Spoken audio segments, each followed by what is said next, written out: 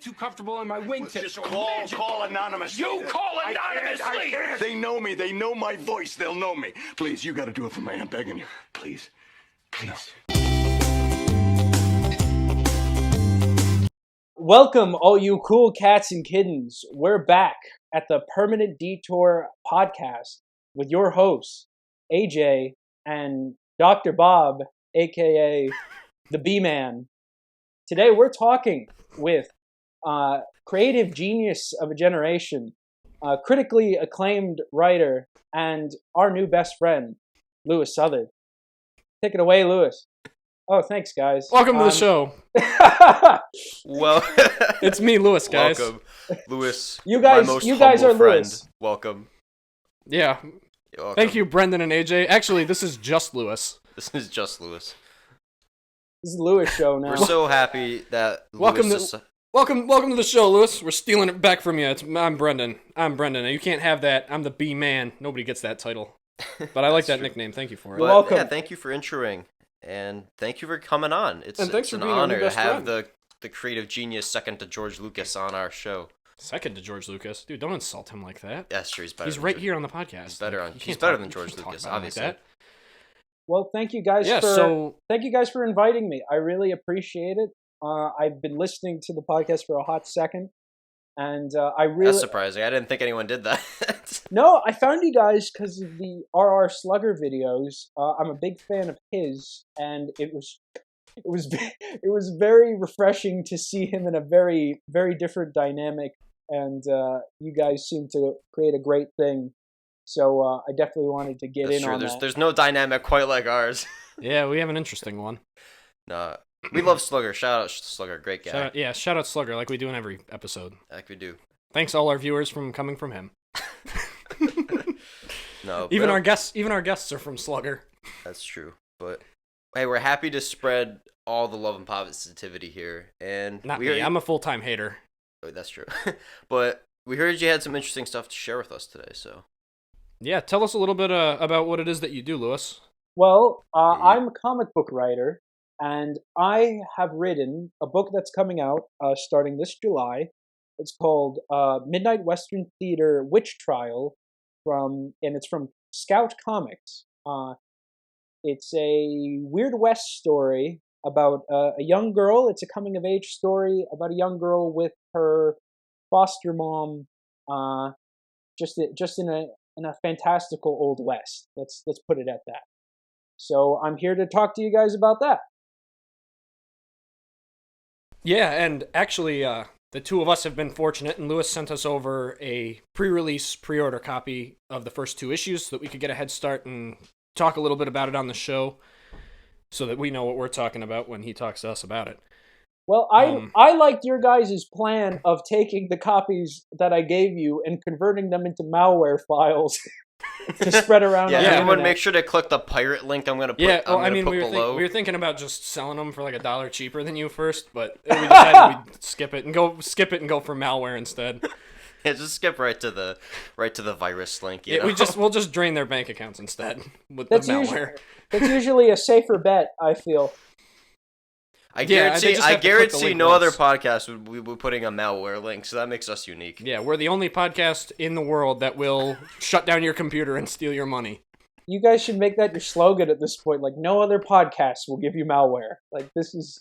That's a great slogan. So make sure everyone right now, pause the video, go click that link. Click all the links in our description. I don't remember which one's malware. Only one of them's malware, but you got to find out which one it is. It's just like a game. It's a game of chance. You can't win if you don't play. Yeah. Just like gambling. Again, you might not win, but that's okay, because we'll win. That's okay, because you can always play again and win. Just like the house always wins. That's us. We're the house. We're the house. But yeah. You guys will win for our first topic. Oh, sorry, go ahead. Oh, no, you go ahead. No, I was just going to say, you guys are going to win with all the malware you're going to spread. You're doing the Lord's work. That's true. We're on the up here. It's called a quick come up, guys. Quick come up. All right. I need the cash. We need the cash. All right. I'm gonna link my Venmo in the description. Just shamelessly. Shameless plug. Patreon, come just Venmo me. Just Venmo me. All right. But in all seriousness, let's actually talk about your comic book, because it is pretty interesting. I do enjoy the combination of genres. Yeah, I thought it was a cool book. Cool couple of books. We read the first two issues, which are nice. They introduced us to what I'll say is our main cast of characters, our main 3 or 4 of them. It's good. It established them well, and there's a good bit of action and mystery going on, even in the first couple issues, to get you interested, which I appreciated, because I like action. Well, thank you. I don't think much. It's true. I did also like the art style. I think the art style is pretty cool, especially the scenes with the not human characters, I'll say. Oh yeah, those are the coolest looking ones in my opinion. And are we allowed to say that there are some of course. Non-humans? I think that kind of plays into the genre of like the magic mystery part. There's obviously got to be some non-human characters. Well, you guys haven't read the first one, so this is the sequel. It's a prequel. But yeah, no, it for anyone who knows the book, it is just a supernatural horror western. So that's not really a spoiler at all. Okay. In terms of art, the original book, it was co-created by myself and David Hahn, who is a very legendary artist. He's worked on Batman. He worked on a lot of creator-owned stuff, and I was very fortunate to work with him, because I just sold him on the tagline of Goth Cowboys, and he immediately was like, "Okay, I'll draw your book." I couldn't get him back for this one, because he's been busy with other projects. But fortunately, I met artist Butch Mappa, who did all 5 issues of this new miniseries, and he is a wonderful replacement. He has managed to replicate the style of the original book while also making it his own, and I'm very happy for him, because this book is going to be it's big for all of us.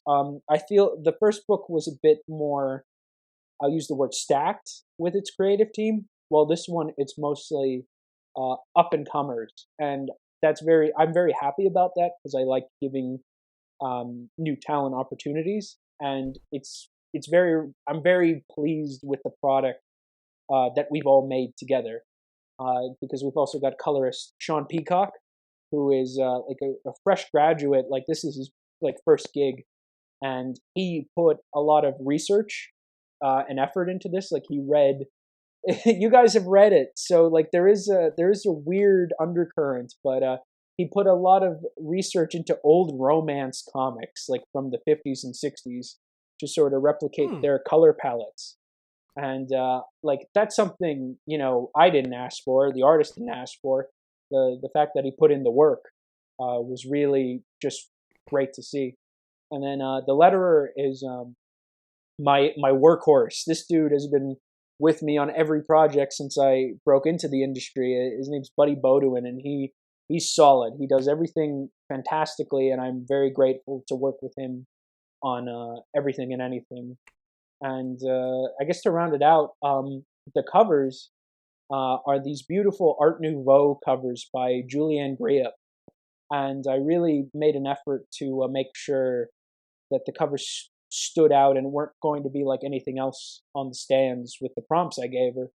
And she went above and beyond. So I think artistically this book is pretty solid.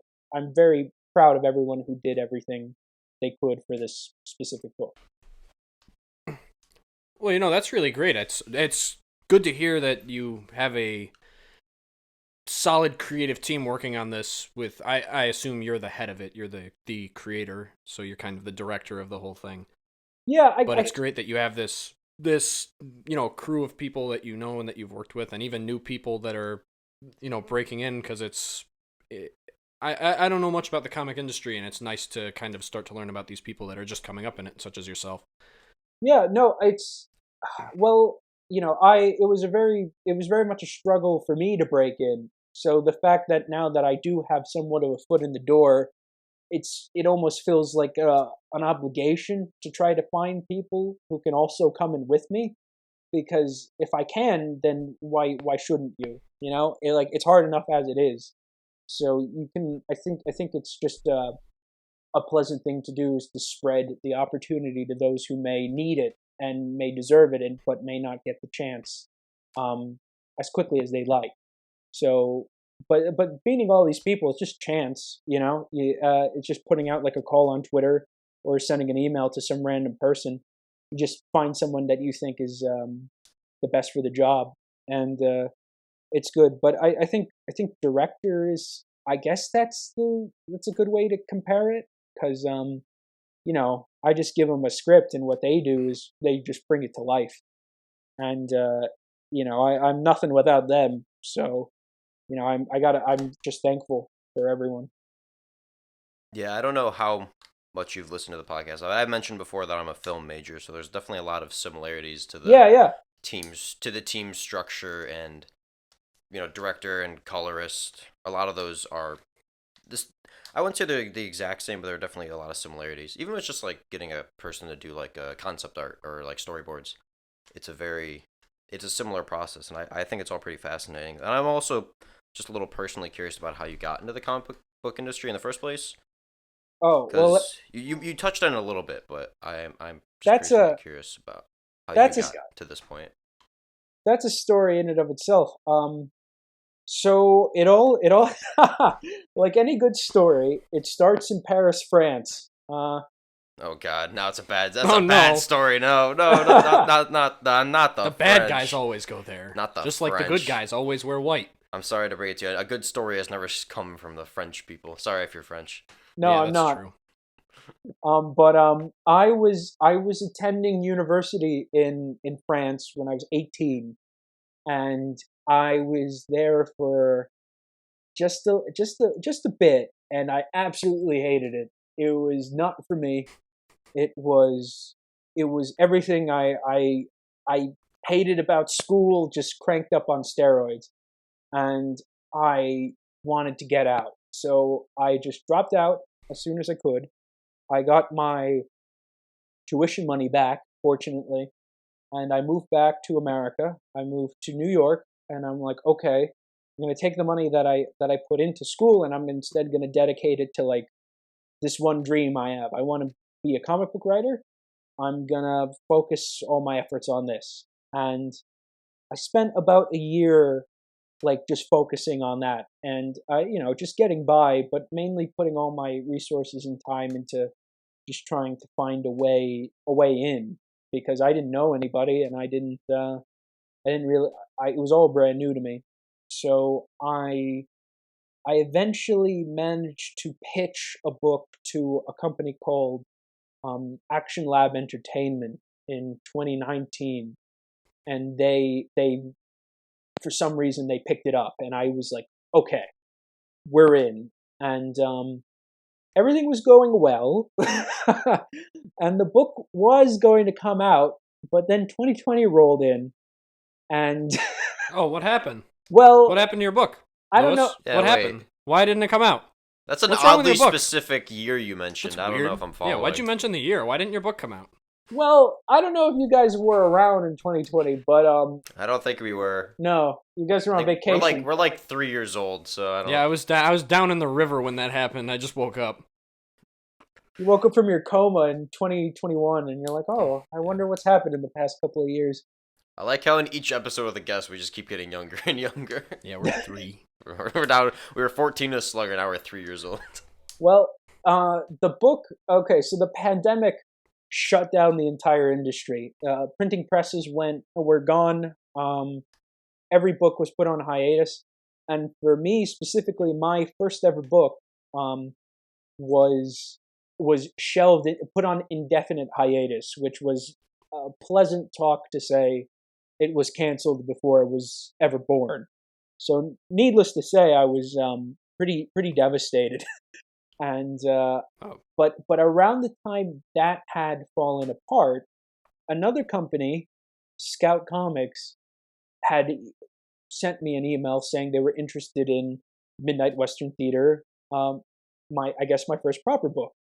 And desperate for a job, I lost one job, and then a new job has suddenly presented itself in the middle of a pandemic.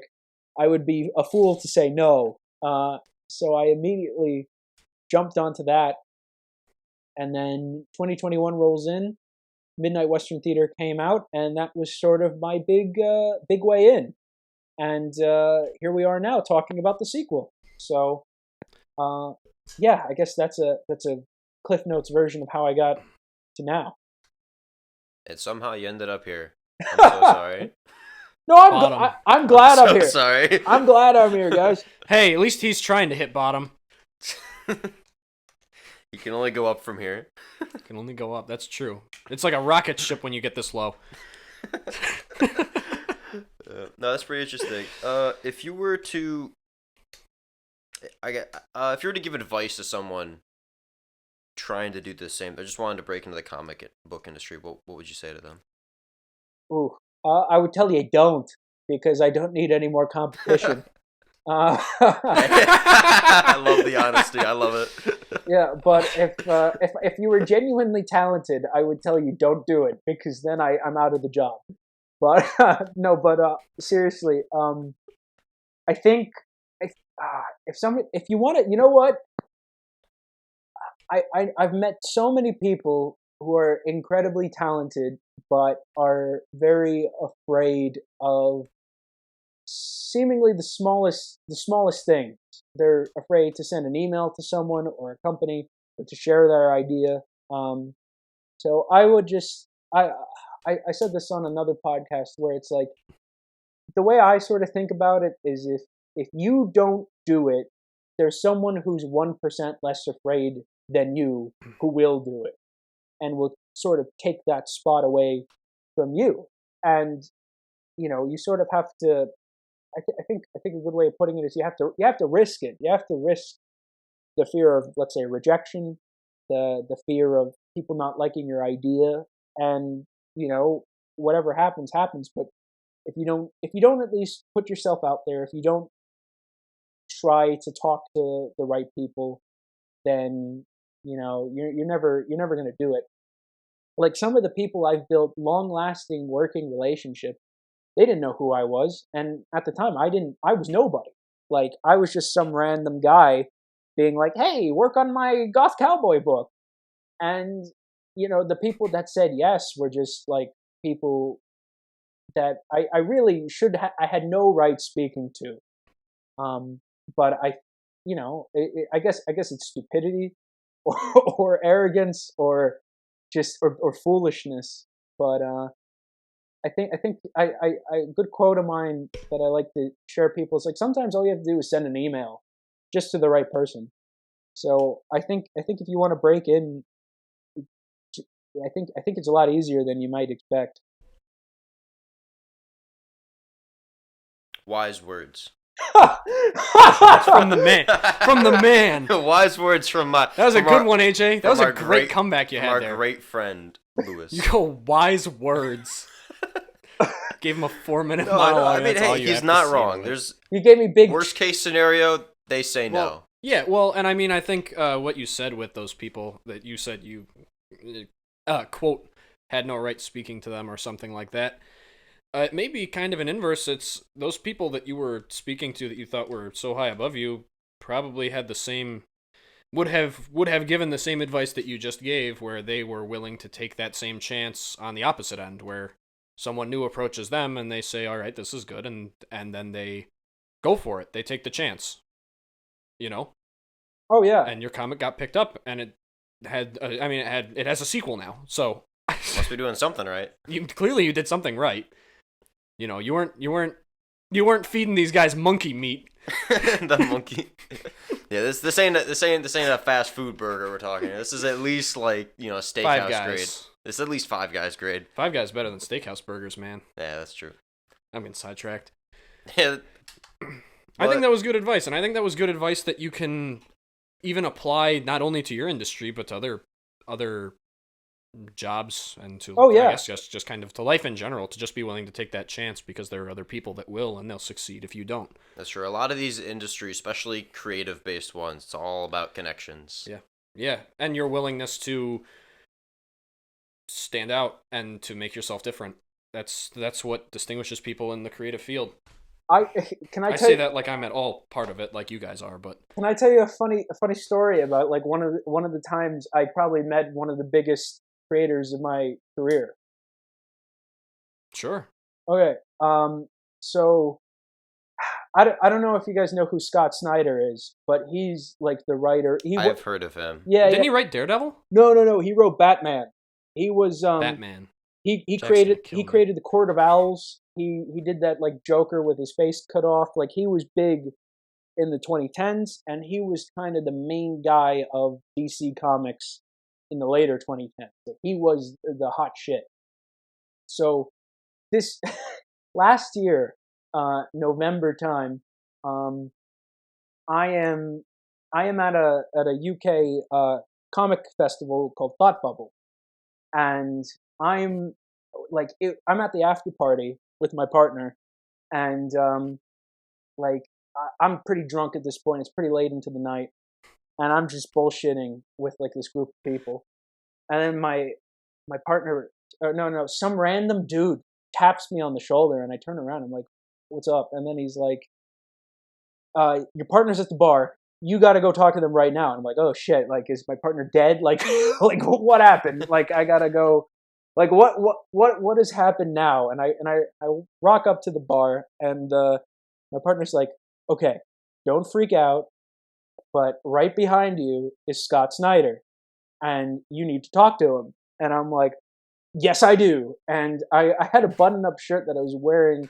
I had it over my shoulder, and then they grabbed it, and then they just put me in it, buttoned me up, and then they're like, "Okay, you look good. Go talk to him." And I'm like, "You got it." And I literally like jumped and spun midair to face him. And then I'm like, "Hello, I'm Louis Southard. Good to meet you." And then he's like, and then he's drunk out of his mind. And he's like, "Hi, I'm Scott Snyder. It's good to meet you." And then we're just bullshitting about comics. And then he's like, "Listen, man, I had a copy of my book with me, and I showed it to him. And then he's like, "Listen, man, I know the editor at DC. I'll hook you up with a job." And I'm like, "Yeah, you will." and then he said, "Here's my email. You message me in case I forget. Like, you know, then we're all good." I'm like, "Hell yeah!" And then my partner and I run off, and we go celebrate. And then like a week later, I emailed him, and then he's like, "Yeah, I can't give you a job." But what I can do is I can help you out like every now and then with like this. And then it's like, "Oh, okay." Like I may have not gotten everything I wanted, but I at least got something, you know? So it's a foot in the door. Yeah. It's a hell of a connection to have too. No, it's wild sometimes. I'm reading through his discography right now, and it's pretty impressive. Scott Snyder, is he the one that did The Killing Joke? No, that's older. That's Alan Moore. Yeah, no, that's not him. He's doing some he did some Superman Unchained. He did The Gates of Gotham. He did some Swamp Thing stuff as well. Nice. Oh, he's pretty big as part of the New 52 reboot. That was big for a while until they rebooted it again. Until they did the classic every 10 years reboot. It's more of a refresher, really. That's true. But that is Permanent Detour is not responsible for any of the views expressed by its guests. Yeah, put that legal disclaimer in there. Yeah, I just got to throw that in there so that Scott Snyder doesn't sue us because he told everyone he was drunk out of his mind at a party and offered you a job. That'd be so funny. Just like a week from now, I just get an email from Scott Snyder. You'll see it on. We know Scott Snyder now too. Here's our cease and desist. You'll see it on CNN later tonight. It's like Permanent Detour defamation case. Defamation? Scott Snyder defamation case? It's all because I put a Scott Snyder malware link in the description. We say it's Scott Snyder's email and it's malware? Yeah. I would love it that like every link anyone ever gave me just turned out to be malware every single time. Yeah. I feel like at a certain point, if it just kept happening, it would just be really funny. I'm worried that people aren't going to click anything in the description because we keep talking about malware. No, guys, I promise there's no malware down there. We swear. Guys, AJ promised, guys. I don't know I'm why not you would responsible think for any there of the would be views malware expressed in the by AJ description on of this video. podcast. YouTube would never allow such things on this platform. Yeah, YouTube probably would stop that. I feel like that's something they would check. They might. I don't know. But let's talk more about your actual comic. To kind of redirect us back a little bit. About my actual You've what? described your the comic series. Oh, right. The self-proclaimed Goth Cowboys. So The Goth Cowboys. I I really hear like what- that description of it. I want to hear what made you think to combine those two things. Well, it's pretty simple, actually. When I was living in New York, I was working on another book, and I was really bored of it. I needed like a back burner project or just something else to kind of, focus on when I wasn't working on that. And I was listening to a lot of The Cure at the time, and I was watching a lot of Westworld, and I was just staring at the window, and I was like, oh yeah, Goth Cowboys, that'd be neat. And then I was like, wait a minute, and I was at a cafe. This is all true. I packed up my stuff and I ran home, and I drew up the first two designs of the original characters, and I reached out to David Hahn because we work on another book. He made it very clear to me that he liked drawing goth women, so I was like, dude, we're back. Like, here's a book about a goth cowboy lady. Like, do you want to get in on this? And he's like, well, of course I do. and then Well, of course. He's Who wouldn't want a piece of that action, to be honest? It's like, he's like, why are you even asking? It's like, do you want to draw goth cowgirls? Yes or yes. Like, there's not a no answer here because it would be wrong. Yeah, no, it was literally that easy. And then yeah, we just made the book up. The original book is very different from this upcoming one. The original is it's an anthology collection of short stories. Each issue is a one and done story featuring Hortensia, the woman in black, and she's accompanied by her right-hand man and companion, Alexander Wortham, the reluctant vampire. And each issue is them confronting a different evil of some sort. And there wasn't really an overarching. There was an overarching story. If you bought each issue started with like a 3-page story, and if you bought all 5, then you would get the entire story there. But the main chunk of it would be these adventures. With this sequel or prequel, I just wanted to do a completely different thing in every way. Like the original one, the covers were black and white. The covers for this one, mega colorful. I think this one, the other one was an anthology. This one is an overarching story. And like the other one is a tale of two lovers. This one is a mother-daughter relationship dynamic. I've basically remade the entire book, but it all makes sense in one universe. So I think if you are a fan of the original, you will appreciate how refreshing this book is. But if you're like a newcomer, like yourselves, I don't really think this is that bad of a jumping on point, because it is an origin story. It is how Hortensia becomes the woman in black, and I think it's very new reader friendly, and that's all I would want.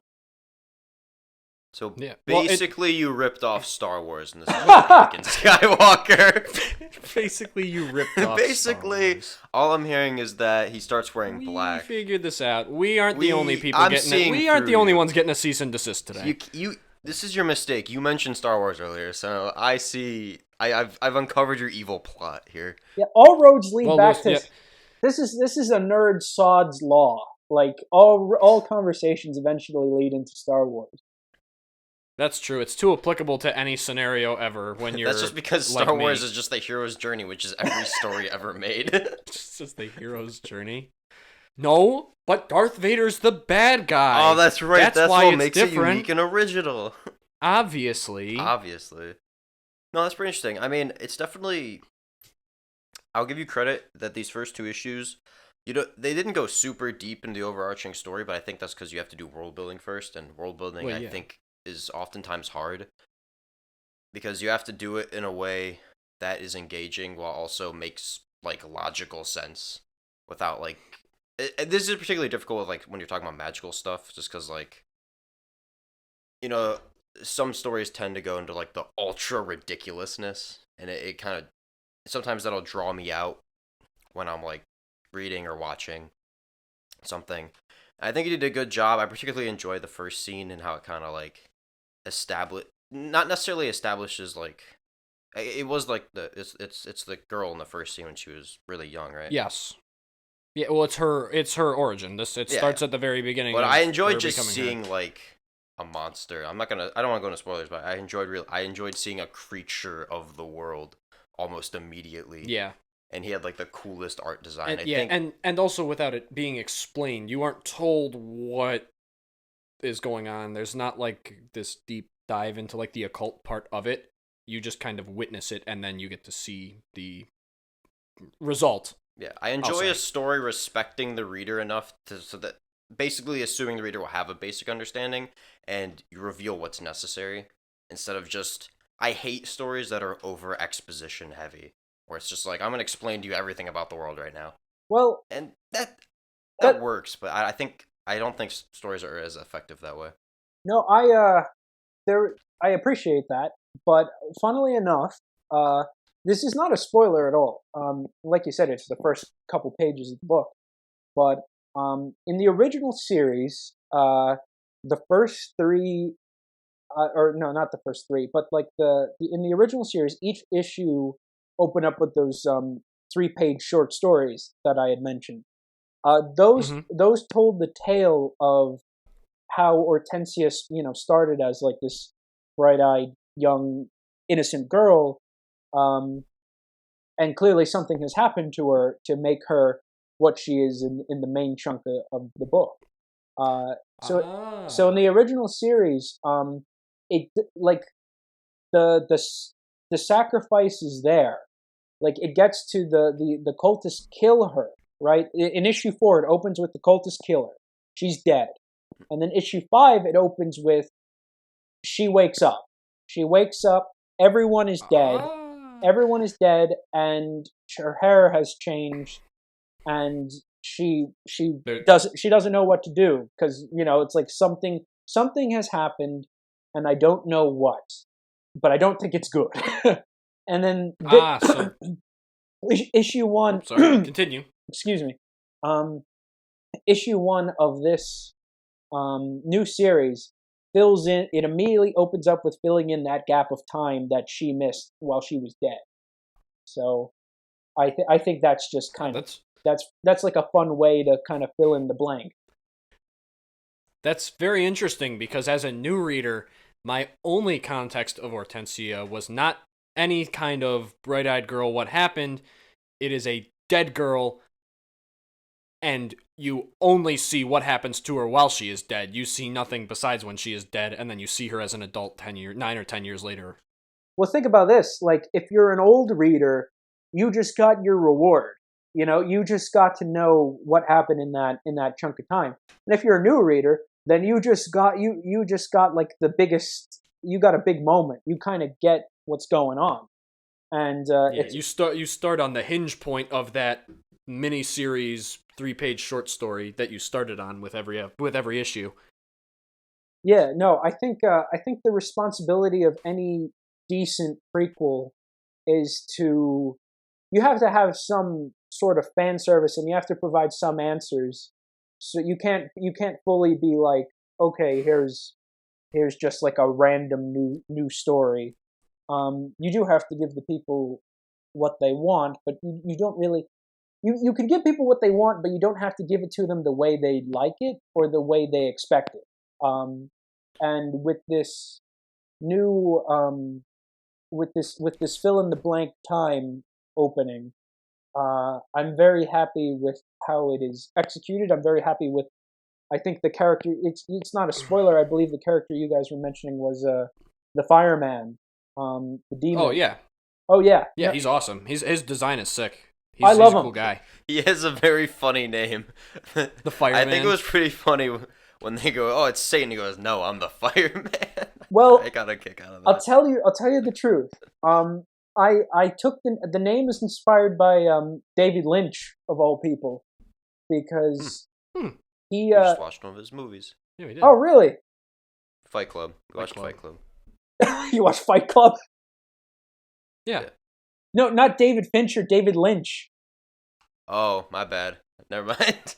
Too many. Yeah, Davids. I was sitting here and I was like, No, I you're wasn't right, even you're ready right. for you to say Fight Club. I was trying to think of what movie it was that we watched. Then you said No. Fight Club, and I was like, My I don't bad. think that was I did David an Lynch. Oopsie. You're right. They're both named David, so they're really the same. They're all the same guy. If you think Yeah, they're about just it. David no, if you sorry. think We about were it. gonna watch Mulholland Drive. That's his film. That's what I was thinking of. Gotcha. Well, I Mulholland take Drive. it back. I meant Mulholland Drive. Don't spoil it. I haven't seen it yet. That's It's our on our next list. film, and I want him to go in blind. It's our next one on the watch list. I want him to go in blind to that movie. Well, I'm I excited. don't know if you guys have seen Twin Peaks, but one of my favorite little tidbits is there in season 2 they introduced like this 8-foot tall man who is appropriately named the Giant, and then in season 3 he returns, but he's called the Fireman for some reason.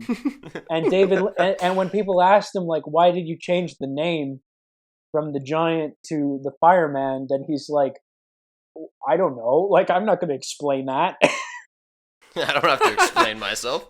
And I just thought that was... That's his name now. Yeah, I just thought that I don't was... need to stoop to your level. He's my character.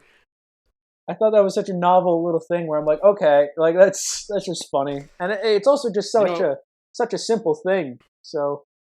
I mean, it is an accurate description of what he is. That is true. It is very accurate. And I have to say, I'm circling back a little bit here to something that you said. Not really something that you said, but now it was unclear to me that this was a prequel. Now viewing it as a prequel, that opening scene with the fireman that you have is excellent in two ways. Both, like you said, as a reward for the longtime readers who have seen every bit of the story but you've also chose to include the most interesting part of the back story from when she was a little girl in this.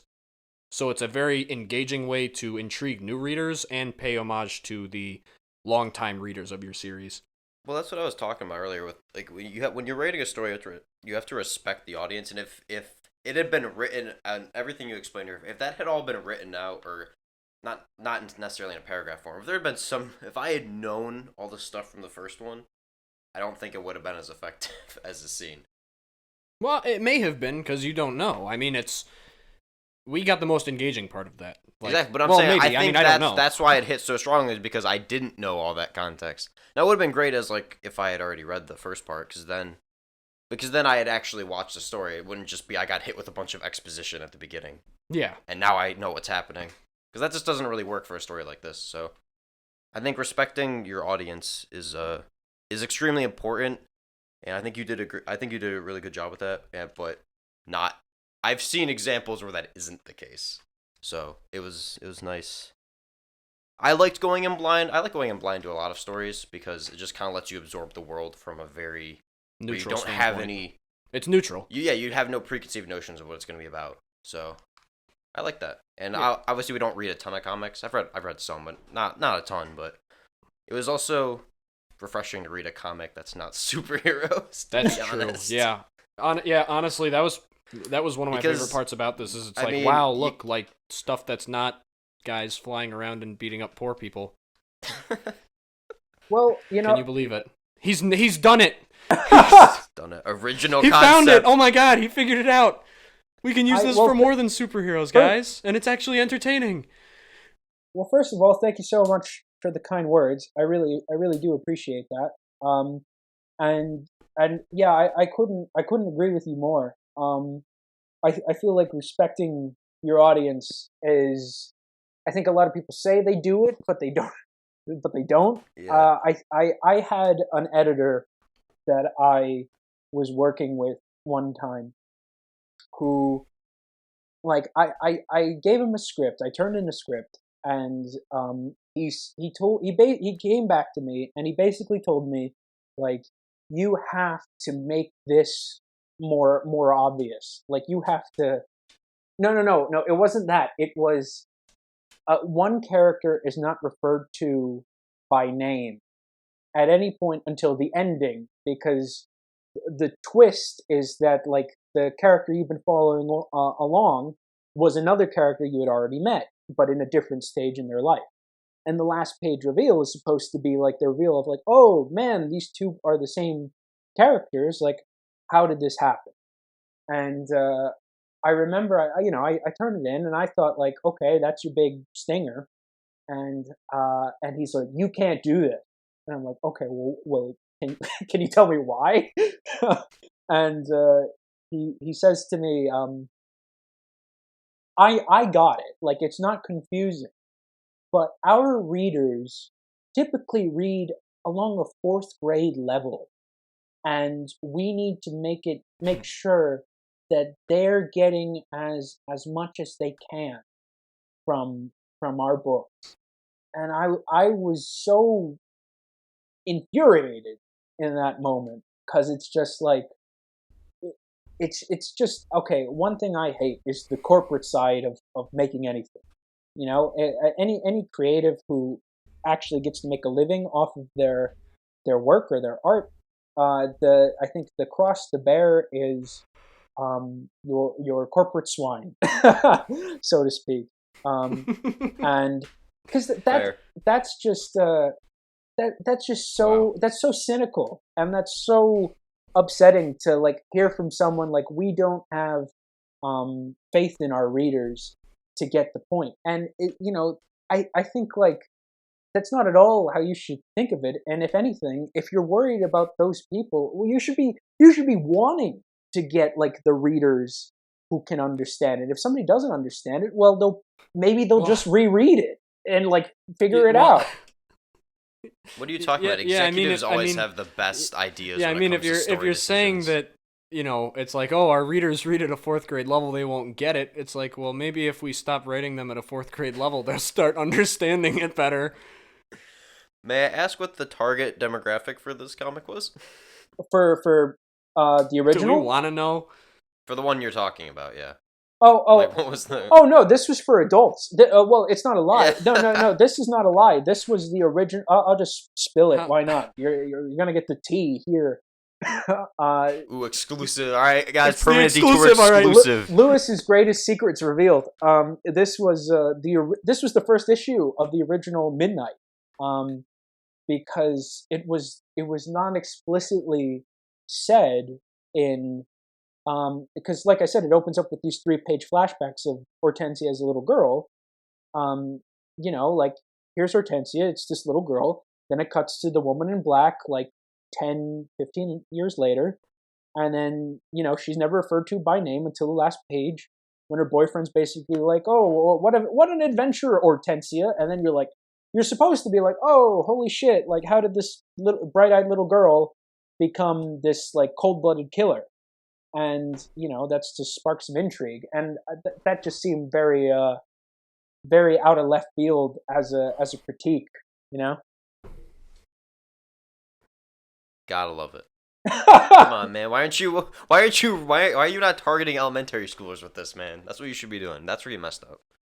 It's not messed up. You need to be writing comics. You just need to write comics for 4th graders. Exactly. That's all there is. And then it won't be a problem. Have you ever considered doing superheroes? Yeah, have you considered that if you added Superman to the story, it would improve it a lot? I think you should really email Scott Snyder and be like, can you put Batman in my book? I think the 4th graders will love it. Yeah, no. No, but seriously, why more capes, please? That's my big critique. There was not enough capes in this. Critique. I didn't see any laser eyes, so I stopped reading. There was no laser eyes in capes, so I'm going to have to give it a 0 out of 10. Fair enough. I can't argue with you guys there. The main character wears black, and I don't like that. I like colorful costumes. Yeah, it should be red and blue. Why is she not red and blue? Only heroes wear white. Having a main character who wears black, it confuses the audience. We can't have that. That's true. The good guys. That's true. The good guys always wear white. You stole this from Anakin Skywalker again. The good guys always wear white. Wait, Anakin Skywalker's the bad guy though. Not in the first movies though. And this is the prequel. He only just like starts. the prequels. Well, hold on. He only starts wearing black when he kills all the younglings, man. Like in Episode 3. Like I don't know, man. I think don't he know. got the idea. I don't want to get involved in character. this, but I'm just saying he's the bad guy in that movie. Star Wars invented the idea of a character wearing black. Star Wars invented the idea of having characters in your story. Well, think about this. Return of the Jedi. Luke starts wearing all black, and then you're like, he's the good guy. Holy moly. Yeah. It's insane. It's like, oh my god, Luke Skywalker is like a good fucking dude. And then like he starts wearing black, and I'm like, oh my god, is he evil now? Like, is he part of the dark side? Luke is evil. But yeah, Luke is evil. Luke is the bad guy. If you could imagine, yeah, I know. I'm thinking that, right? He cuts Darth Vader's hands off, and he's the main character. Emperor Palpatine. Why is he hurting that old man? And then Emperor Palpatine's like, yes, be evil. And Luke's like, oh, maybe I should be evil. And then guess what? When he changes his mind, when he's like, you know what, guys, I'm not gonna be evil. Guess what? His little shirt flaps open to reveal that on the inside it was white the entire time. No, that doesn't. No, you're lying. Actually, that doesn't happen. What he says is, "Yes, I want to be evil," and Darth Vader goes, "No, son, I will save you from this," and kills the Emperor because he's the good guy. Because Darth Vader's no, guys. The Return of the Jedi is just a story about how Luke is beating up the elderly. Yeah, it's just a movie detailing elder abuse from the Skywalker family. I don't like you or your boyfriend, Dad. I feel like those movies are that meme. I don't know what that's from. It's not from anything. I just made it up. I thought it was funny. We've gotten off track, and I blame Louis. All right, derailed. I feel like Louis those movies... Stop talking about Star Wars. No. Louis We're talking Southard about is Star Wars. responsible for all of the views and opinions expressed in this podcast. Yeah, sorry. We don't support Louis constantly bringing up Star Wars. He's responsible for all the views expressed in this podcast. So if you have any complaints with this episode, email him. I'll link it. It'll be one of the links. I will accept one of the links that's not malware. I will accept my fate. Everyone can exclusively email me malware because of my appearance. Only malware. We already sent it over to him in the Google Meet drive. He doesn't know we're watching his webcam right now.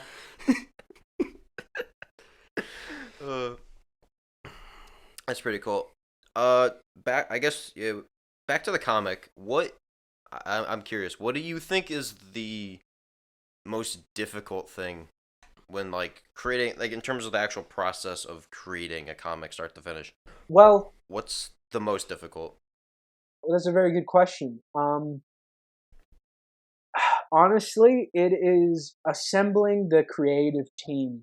That is the most difficult bit because I am very picky with who I choose to work with, and you can have several people apply for the job and they could be perfect artists. They could be the most talented people.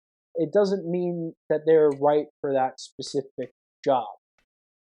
And I think I can't really explain it. I just kind of know it when I see it. So it takes a while to kind of find the person who's like, okay, you're going to make the book the way I kind of see it in my head, but also just do what you're going to do. And that usually takes a while. The scripts, writing, that to me is the easiest bit. It is actually getting it, assembling the creative team.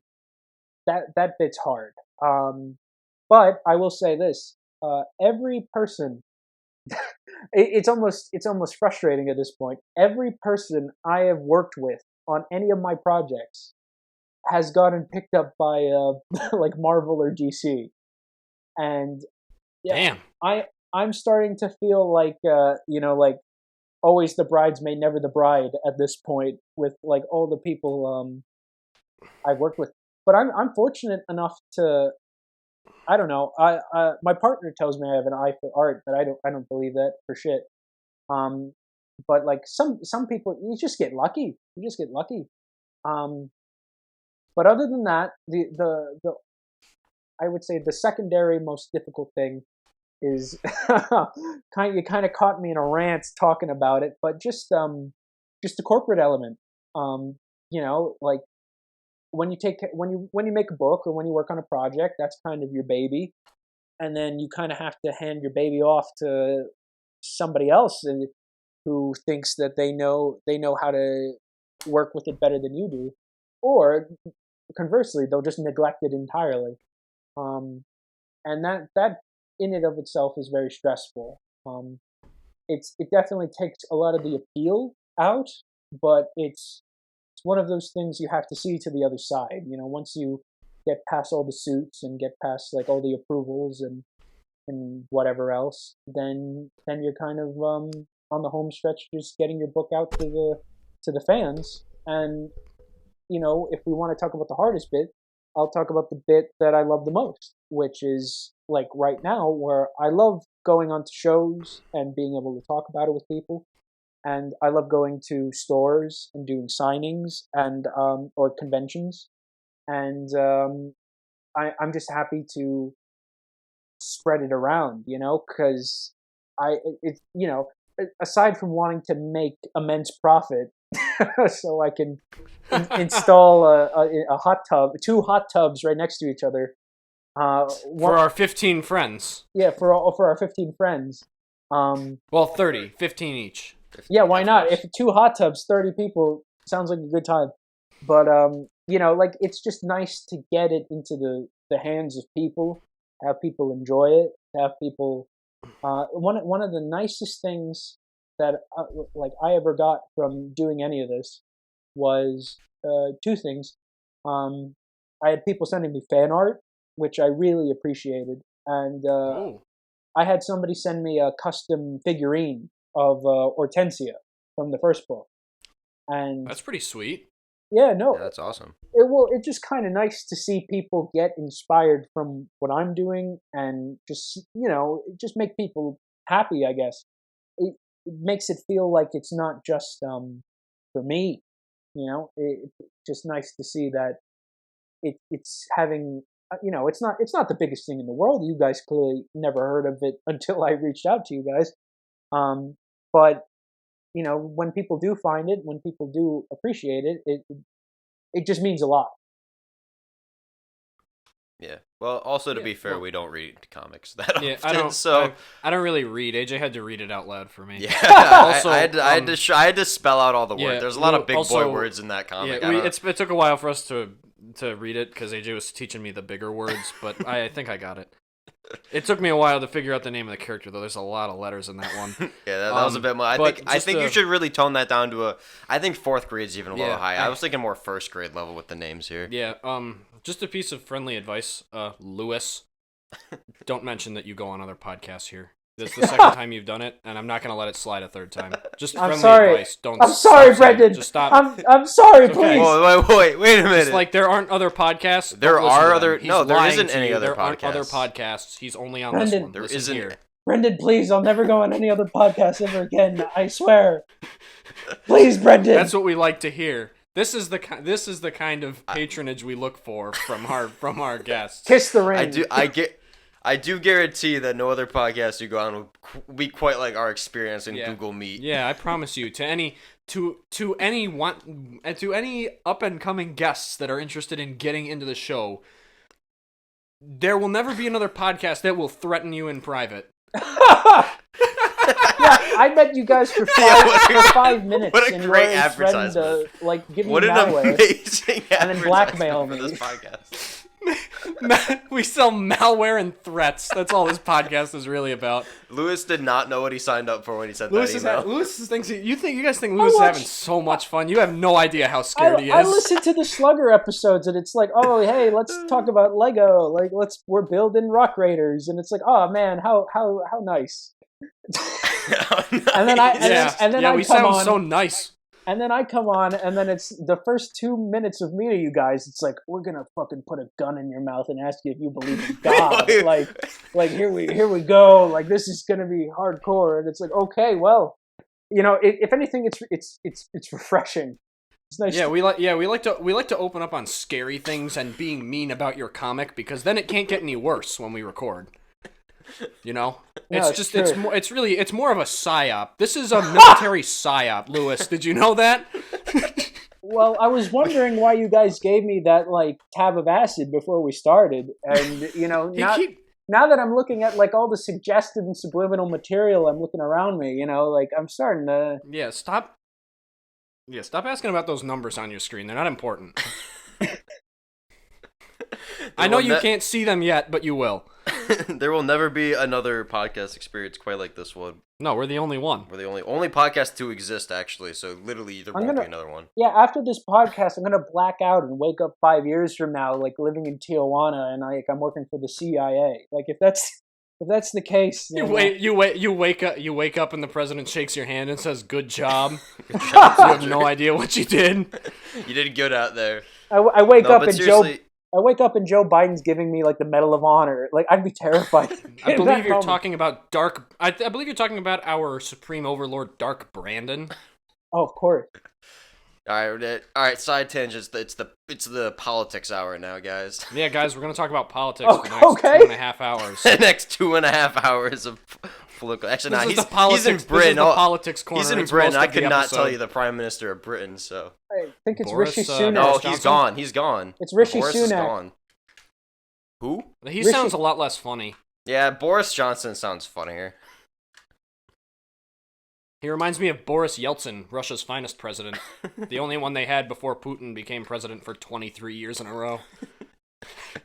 That's true. All right, that's the end of the politics hour. Let's get back on track. But on all seriousness, I really connected with what you said about just like the response. And honestly, one of my favorite parts about the podcast we've done so far is seeing the response, especially in our episodes with Slugger, and just seeing people just really appreciate the opportunity to listen. This is why I think long form conversations are truly the best way to know a person. Because if it's like anything that's super edited is just, that's just not that person, and that's why I really enjoy podcasts and I guess even like books in the same way, because that's like someone who wrote out like a lot. Yeah, even books get edited heavily. Like podcasts don't, because I haven't figured out how to use. I don't edit this podcast heavily, so. Well, we haven't figured out how to use iMovie yet. Yeah, we're almost there. I'm on Microsoft Movie We're Maker. almost there. I can almost spell out the words for iMovie. I'm getting there. But it's then really nice to get to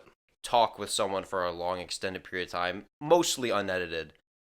Because then their actual personality comes out, and I think that's a lot more genuine than just even like a TV interview where it's like 5 minutes and you get to say just like preloaded questions. Well, it's really dumb. I mean, even here it's interesting because even though Louis here isn't a YouTuber, he's still a creator of sorts, and creators are interesting because for us, this is the light we choose to show ourselves in to you, but for all the other creators that we have on, they show themselves in a very different light, whether it be Louis through his comics or, Slugger or Beaver on their YouTube channels doing these different heavily edited, very structured content, whereas we get them on here and they're stuck in my psychotic realm where I get to be in control and ask them the questions and make them come out of the shell and not be on that structure. Yeah, believe it or not, our personalities are not that different outside the podcast. We're actually the same guy. We're actually the same person. We're the same guy. AJ's just he sets up. Louis really thinks there's two of us. That's crazy. He sets up this second mic across from himself and talks to it like there's someone over there. I'm just really good at changing my voice. This is the gaslighting segment of the podcast. This is the gaslight girl boss episode. Or is it gaslight gatekeep girl boss? I don't know. Whatever the saying goes. I don't care. But yeah, we appreciate you coming on, Louis, because we love talking with people like you. Yeah, we love scaring the fear of God into people like you. No, we're not trying to scare Louis. This is a happy, positive environment. Fellas, where we only spread love and positivity. Fellas, I've been in fight or flight the entire time we've been recording. Like my fists are like crying right now. I'm shaking. He's just crying behind his mic. I'm shaking. My eyes are bloodshot. Like I can barely feel my hands. Like I don't even know how I got here at this point. Your mouse has just been sitting there on disconnect, but you're way too scared to press it. Yeah, I can't back out. It's the sunk cost fallacy. I can't back out now. Sunk cost. Yeah, he really regrets coming on this show. Yeah, now. how's it feel riding on a sinking ship? How does it feel riding on the ship? I mean, it's a bit leaky, but other than that, it's we're all gonna go down eventually. Yeah, That's there's true. no getting off now. It's too late. Apparently, Louis doesn't think we're far gone enough. Should we ramp it up? No. I have a couple questions based on what he was Okay, talking hit me. about earlier. Hit me. Okay. Just because I'm personally curious about this, but you mentioned the corporate aspect of the comic book industry, which I think is kind of interesting because this applies to any creative industry. Because the moment you hand off, like you said, like your baby to one of these executives or editors or whatever, their mindset is completely different from yours because they only care about selling it. I'm sure there are outliers and exceptions to this rule, but in most cases, they're only concerned with selling it, which obviously that just the way they're gonna treat it, like the what you've created, is very different. And it is part of you just giving them that trust, which isn't always, I can very much understand why that can like be stressful because as we talked about earlier, executives aren't always the best with creative decisions. Yeah. Well, they don't care like you do. Yeah, they don't because care. To them it's a job. They see this stuff all the time. They see all these different projects, so it doesn't have the same weight. Exactly. No, to interject, but that's the strange thing of it. To stem from Hollywood, I'll use a quote from Guillermo del Toro, where it's like, in Hollywood, everyone wants to put their dick in it. It's it's odd seeing the people who feel like, you have an editor for a reason. Your editor is supposed to, fix your grammatical mistakes, your syntax errors, and when they don't feel that you're doing something correctly in the story, then it's their obligation to tell you. But it's also, there's a difference between if somebody brings up a good point, then you can fully take it. But if somebody doesn't really do that, then you should by all means present clear and obvious argument as to why it should not be changed. Because no amount of passion, or if it makes sense to you on a creative level, it probably won't. You can't relate to them that way. You have to give them a structured argument as to why it has to be this way. And sometimes there is conflict. I will speak about a story involving this very book, Midnight Western Theater Witch Trial. Pre-order now, everyone. But plug that. This we gotta drop. Well, we've been talking about it for an hour. You might yeah, as well but this yeah. I promise, guys. That one won't be a malware link. The rest of them will, but not that one. Click that one. None of the rest. Yeah. So I spoke to an editor. I turned in all my scripts. I'm speaking to my editor, and he's like, "Okay, this was all good, and I like it, but there's this one thing that's really bugging." And I'm like, "Okay, what's up?" And he says, "There's this one character who dies, and they're a nasty character. They're really evil. And the way it's gone about, I just don't. I think despite the fact that they did so many horrible things, despite the fact that they have personally created a blight or an issue with our main character, to the point of no return. It's it just doesn't sit right with me. And I think you and we have to look at it in the the view of redemption, Louis."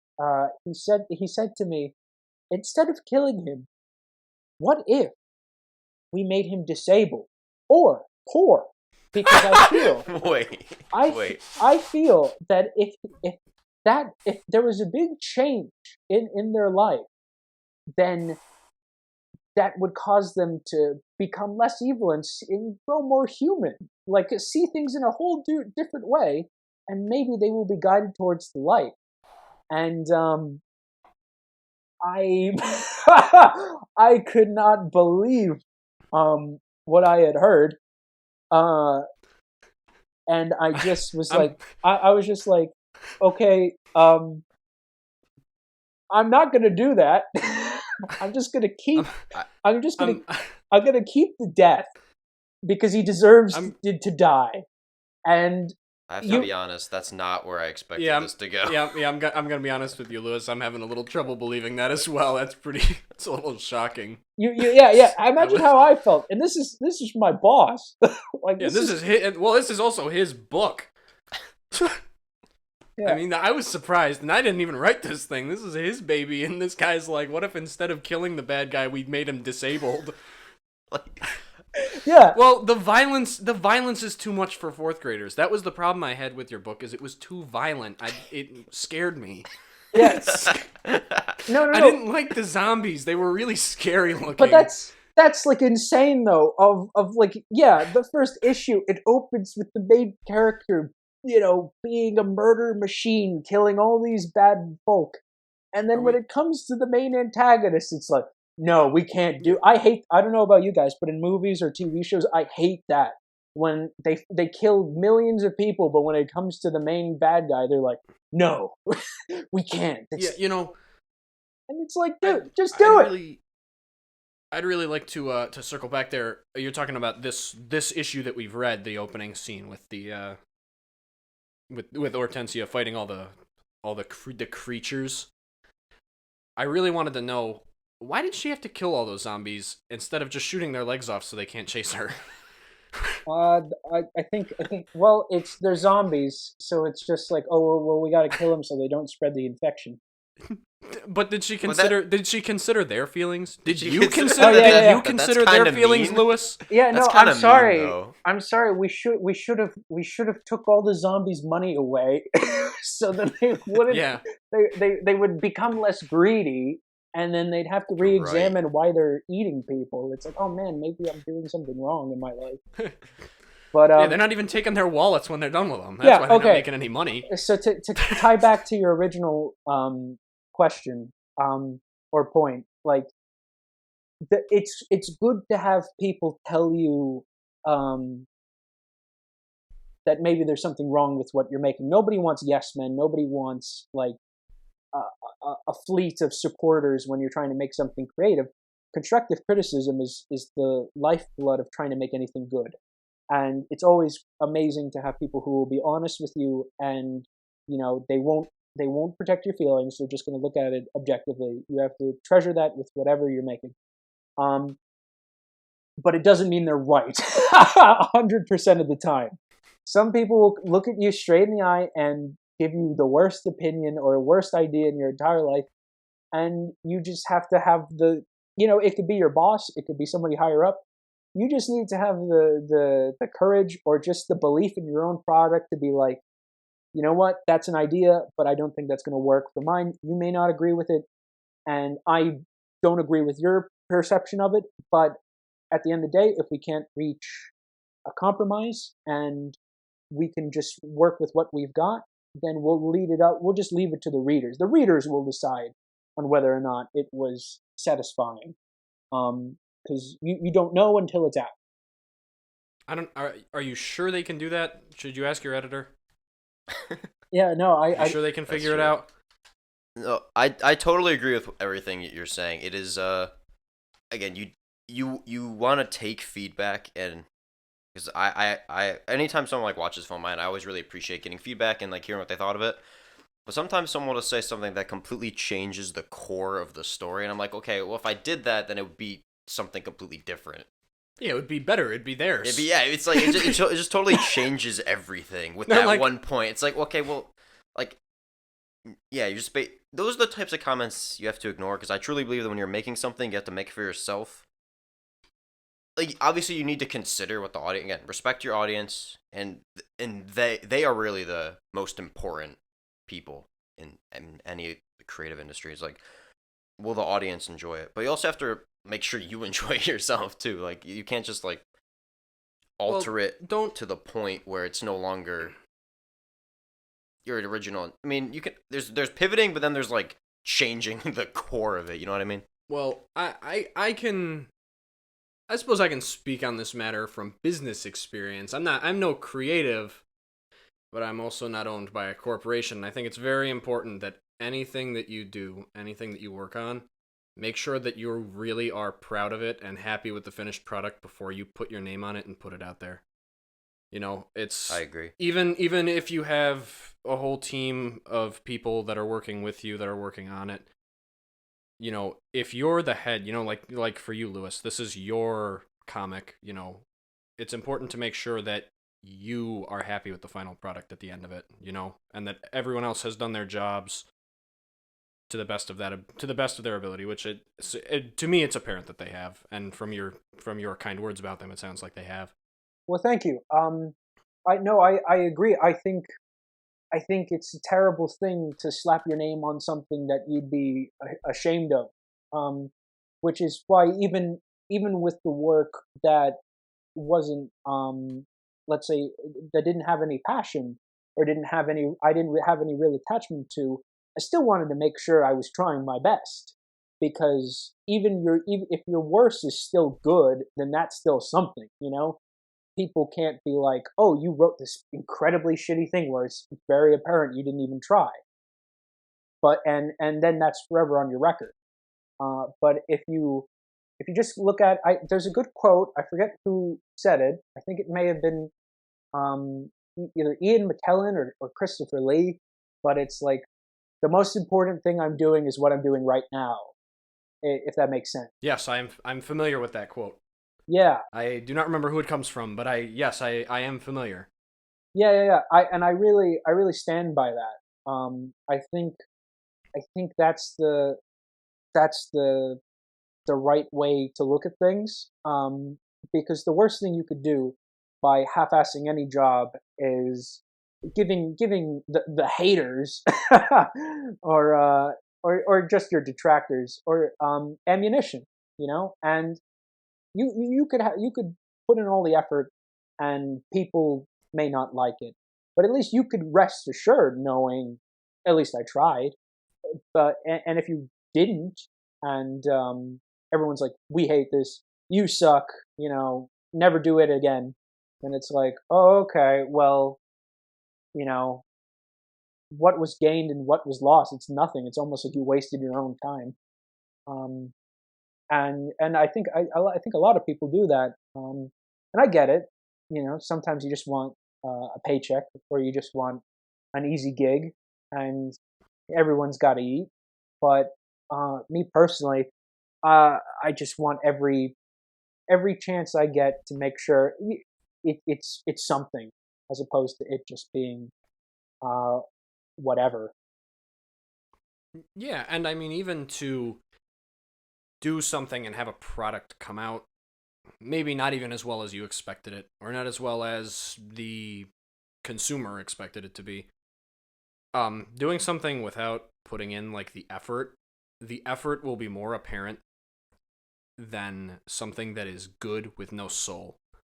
You know, so like something that is alright but empty, or something that is like a little less good but really has the effort put forth. I think it'll be much more memorable. It'll be something that people will I agree. Stick to. All roads lead back to Star Wars. But That's true. I think a perfect example in media, whether it be books, whether it be comics, whether it be movies, let's use the prequels as a great example. Star Wars prequels come out, seemingly nobody likes them, and as time has gone on, people they've found their audience. You know, I grew up with them, as I'm sure you guys did as well. And like, no, we're 4. So okay, yeah, you're sequel boys. You're sequel boys. I've seen is, you love Rey, you Grogu. love Finn, you love Poe. No, we're still too young for Yeah, that. The we only like thing those I've ever ones. seen is Yeah, No, yeah. I only have seen the 9th one. I thought it was very exciting and good. I like the bad guy at the end. I'd like to see more of him. I wonder if he's in any of the other movies. He's not. No, don't watch any of the others. He's just a one and done. That's... But to go back to it, it's like and now as time has gone on, we have more to compare them to. We have the sequel trilogy, we have the Mandalorian, we have Ahsoka and Boba Fett and all those. But going back and looking at them, it's very interesting to see what was hated and what is beloved now. Because you look at those prequels, like, there's so much imagination, there's so much creativity and design, and at the time they pushed the limits of special effects, and no two things look the same. And, I'm not going to say they're perfect movies. Maybe Revenge of the Sith. I'm one of those guys. But, Revenge of the Sith is perfect. You can say that here. Yeah. I'll stand by that. But, I don't think they're perfect. But compared to other stuff, there's just so much. You can see that everyone who was working on it, and George Lucas was like, we're going to throw everything we got in there. Like, we got this idea, here we go. And what's even, and just to put my foot down and say how many good ideas they came up with, just like making the prequels, a bunch of the rejected ideas ended up becoming like completely different things. Asajj Ventress came from like rejected Darth Maul art, I'm pretty sure. And like she becomes like her whole iconic character. So like what is not, like they tried their best, and only now do people appreciate it more. So to tie back to what you were saying, people may not like it in the moment, but that doesn't mean it can't find its audience. But to parrot off of Brendan, if there is effort there, if there is something, if someone clearly came up to the pedestal and said, I have something to say, I have this vision, anyone will be able to see it, as well as like the opposite end of when something has no vision, no direction, no soul, then that's as obvious as the Book of anything Boba else. Fett. Yeah. Like, it's as obvious as like a star in the night sky, on either end. And, people notice. And I think this goes even back into what we were saying even earlier, of people not having faith in their viewers or in their audience. And I think they're the ultimate judgment of what matters, of what is important. And, people may not be right 100% of the time, but people like what they like, and people see what they want to see, and they enjoy what they enjoy. And who are you to deny people of what is genuinely good in some way? Yeah, I will always stand by the fact that the prequels have a soul, and that's why even though they're messy and clunky, I still love them. While the sequels have nothing, because they were literally made by Bob Iger, Kathleen Kennedy, and J.J. Abrams, a bunch of executives who didn't care about the property. It's for money. And, Louis, I really liked what you said there about having faith in your audience, because a quick message to your editor who wanted them to read it at the 4th grade level. I find your lack of faith disturbing. But like, you have to, I feel like you should have the most faith in your audience, because once your product's finished and it leaves the company doors, it's entirely up to them to buy it. Like, they are ultimately the consumer is the backbone of any product, because if they don't buy it's not yours anymore. There's no reason for it to get made if they don't buy it. So you have to have faith in them that they'll like it and that they'll understand it and they'll enjoy it, It's a little confusing that learning, because I don't know anything really about the creative industry, that there's this lack of faith in the viewers, that they're like not intelligent enough to comprehend a story or to get it, to get the message, to get what you're trying to say with your story that you've written. It's all very cynical. It's all. I used the word earlier. It's disheartening.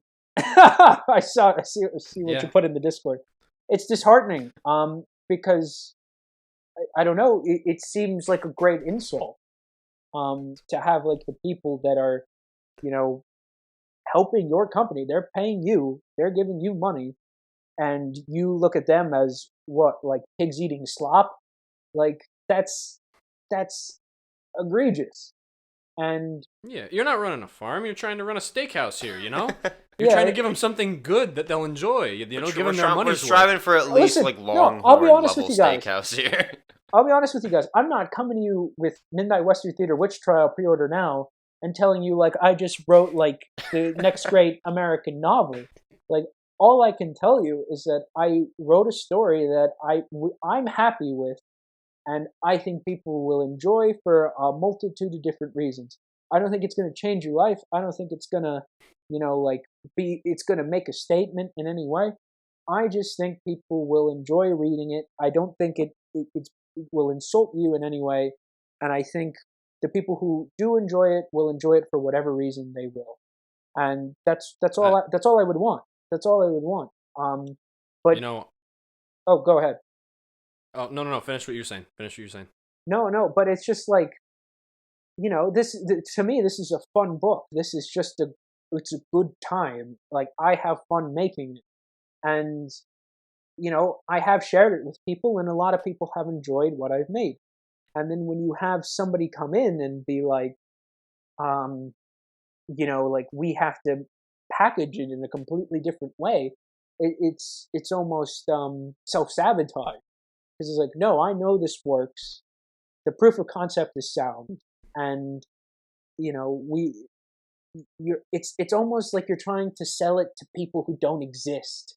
Like, you're trying to search for an audience, like this legendary mythical audience that's going to come in and give you $1 million, instead of just trying to make the audience you already have proud to be a consumer of your product. I think there's something really, I truly believe that there's a lot to be said about escapism and just having a story be fun. And it's not like it necessarily has to have, like, I think having messages and stories are good, and trying to change the world with a story is definitely possible, but if every story is like that, then no story's like that, That's true. And I think there's really a place in the world. I mean, that's, again, everything goes back to Star Wars. So Star Wars has a lot of undertones. It's all about having a silly, fun time. Yeah, it's like it has the political undertones. People, ain't no problem. But it's also about, hey, it's a space adventure, and you're just gonna have fun watching it. And I think that's great about your story, is that it's just fun. Goth Cowboys. That's just a fun concept. Let's just be honest here. Yeah, I mean, I'll be real with you here. I don't know what kind of Garden of Eden fan base that the corporation you work for is looking for, that they think there's the secret thing out there. But I mean, you don't need to repackage this formula, because Red Dead Redemption 2 is like one of my favorite games, and goth women are my favorite kind. So yeah, there we go. You've sold me. Like, you've got me sold. You've already I read the first few pages and I was like, this is enough. I'm sold, because it's like two of my favorite things. It's goth women and cowboys. Already. That's all you need. It's the only thing really that insulted me is the horse's name. It made me angry, and I'm not gonna say what it is, because I'll let the viewers. Oh no! If you could believe this, the oh wait, no, that's a spoiler. Never mind. Forget that. I didn't say nothing. He didn't say nothing. He didn't say it. You didn't hear that. You forget it, AJ. You didn't even hear it. Stop. He said, "Forget it. Forget it." Okay, leave this it. This is Drop off it. The record, Jesus. guys. All the past hour and a half, off the record. I rescind it. We're not doing shit! it. I forgot to press record. All right. Louis, start the recording now. All right, guys. All right, there we go. We're going. I think we made that joke in the last episode. Did we? I don't care. I'll make it again. I'll laugh at my own jokes. Every single episode of ours just repeats. Just a repeat. Yeah, it's just a cycle. All right, it's Louis, I have a question though. It's kind of relating to the corporate aspect. It's not necessarily exactly what we've been talking about, but how much of a duopoly is DC and Marvel in the comic book industry? Are they as big as I assume they are? Or how big are the other production companies that's not them? Well, there's Marvel and there's everyone else. I think. So is it more like a monopoly? Like DC is not even a big player? Oh no! Realistically, if you look at if you want to talk inside baseball, Marvel is your big fish, and then DC, of course, is your second ringer, but it is not as big as it used to be. If you look at the amount of books that are coming out from them, they don't rely on, let's say, 80% of the characters that they have. Most of their books are Batman related or Joker related, and that spells out to anyone who knows what's going on as, we need money, we know Batman sells. Which I think is a terrible way to run your company, because you have to diversify, your whatever to appeal to as many people as possible. If you just rely on the same cash cow, you're only just beating a dead horse at that point. So they're struggling, and they always try to do different things. But, Marvel has the benefit of having the movies and having the TV shows. There is a bit of a change because I don't know if you guys pay too much attention to like the comic book movies, but Marvel has ever since like oh, we've seen them. Unfortunately, we pay attention. Oh, we've seen them. Our friend fell asleep during Ant-Man. Oh, really? Well, I would don't say. blame him. Oh yeah. I wish I was sleeping through that movie. Slept like a baby through the whole big CGI ant battle at the end. So soundly. I woke him up too. I said, Jack, it's time for the big CGI battle, and he went, wake me up when the movie's over. He did not care. Funnily enough, when my partner and I, when we went to go see Doctor Strange in the Multiverse of Madness, they fell asleep for most of the movie. But like clockwork, they would always wake up whenever Scarlet Witch was on screen. And the second she left, then they went back to sleep. It's Doctor Strange in the Multiverse of Sadness. Yeah, it's the Multiverse of Sadness. In case you haven't. Oh wait, no, that episode's not up anymore. That's probably why. Okay, but you may not have even seen that one. Well, let me say this.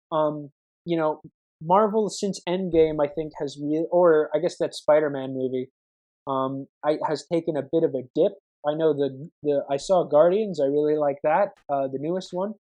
But other than that, I've heard that that's actually good. It's amazing. Guardians has always been good. That's been kind of its own thing. I don't know that I would describe your self-proclaimed dip that way. It's more of a steep plunge downward in quality. But think about this. Okay, like it was not like a dip makes me think of like a pothole. This is like driving onto an off-ramp. Like this is like a head-on collision. This is. Well, Brendan, think about this. It's like a head-on collision into someone's swimming pool, down through a field of cactuses, and then off the cliff.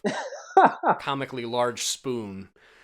Well, think about this. Okay, so the guy that made Guardians of the Galaxy 3, he made all the other ones. He made some, like, Guardians of the Galaxy 3 is, it's one of the best movies I've seen in a long while. It's one of the best superhero movies I've seen in forever. Like, it's genuinely, like, tear-jerking. It makes you care and feel, and it's satisfying, and it doesn't look like dog shit. And that guy is now running DC, and he's spearheading all those movies. You can name drop him. It's James Gunn. Yeah, it's James Gunn. Okay, so James Gunn. Yeah. But what did he do? Yeah, don't tell the Snyder fans that he fired Henry Cavill. No! I think that's the Rock Black Adam saga is one of the. Oh, everyone's gone. Everyone's gone. So except funny for to me. Aquaman and the Flash. That's the funniest thing. Wait, I've they're ever keeping seen Ezra Miller? Life. Like that Hollywood story. That's the only one that. Sorry, I didn't mean to cut you off. Sorry, we got off track. AJ surprised me there. I didn't know Ezra Miller was the only one staying in the DCU. I figured that would be the first person to go. No, they're getting rid of them too. The second that movie comes out, you just don't want it. Makes sense not to generate like. I don't know about that one. No, like they sure love him. He said, "I'm sorry, I promise, guys." There's rumblings that both Jason Momoa and Ezra Miller will be returning for the roles in the new universe. Oh well, okay. Well, anyway, like to tie back to the comic books themselves, like what did James Gunn do when he made like that big announcement video that Marvel never does? What he brought up he revealed all the projects that he wants to make, and not only that, he spoke of the books, or at least showed some of the books that are the inspiration for all these movies that are coming out, and that's like unheard of. That's insane to be like, oh hey, these are based on things you can buy right now and go read the second you learn about it. And when that announcement video came out, literally every book he had mentioned, DC made sure they had on standby, and they all sold out. Like they became best-selling books in the first week. So I think they can stage a comeback, and it become more of a duology, like you said, if they play that kind of game and not be ashamed of the actual source material they have. And then after that, it is literally like everyone else. Like every other publisher is fighting for their spot in the pie chart.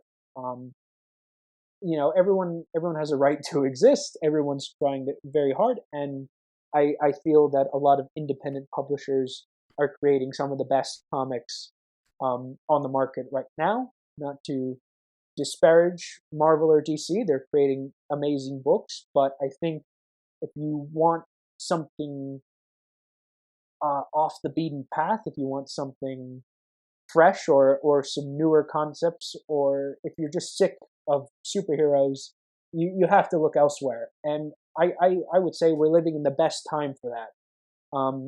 I think there's a lot of independent books that cater to a lot of different audiences and genres. It couldn't be a better time to be a comic book fan. Yeah, I'll double down on my hard sell here too. Superheroes are boring. We've been doing their movies for the last 20 years, so even if you don't read the comic books, they're shoved in your face. Goth women and cowboys are way more entertaining. Yes. It's better than superheroes. Like Superman is not better than a goth woman in a cowboy hat to me. You can't beat that. Brendan really likes them goth women. Did I tell you that yet, Lewis? No. Did I tell you that? Did I tell you that I like goth women and cowboys yet? And that's why I like your book so much. Did I tell you about that? Those two interests of mine. There's this guy.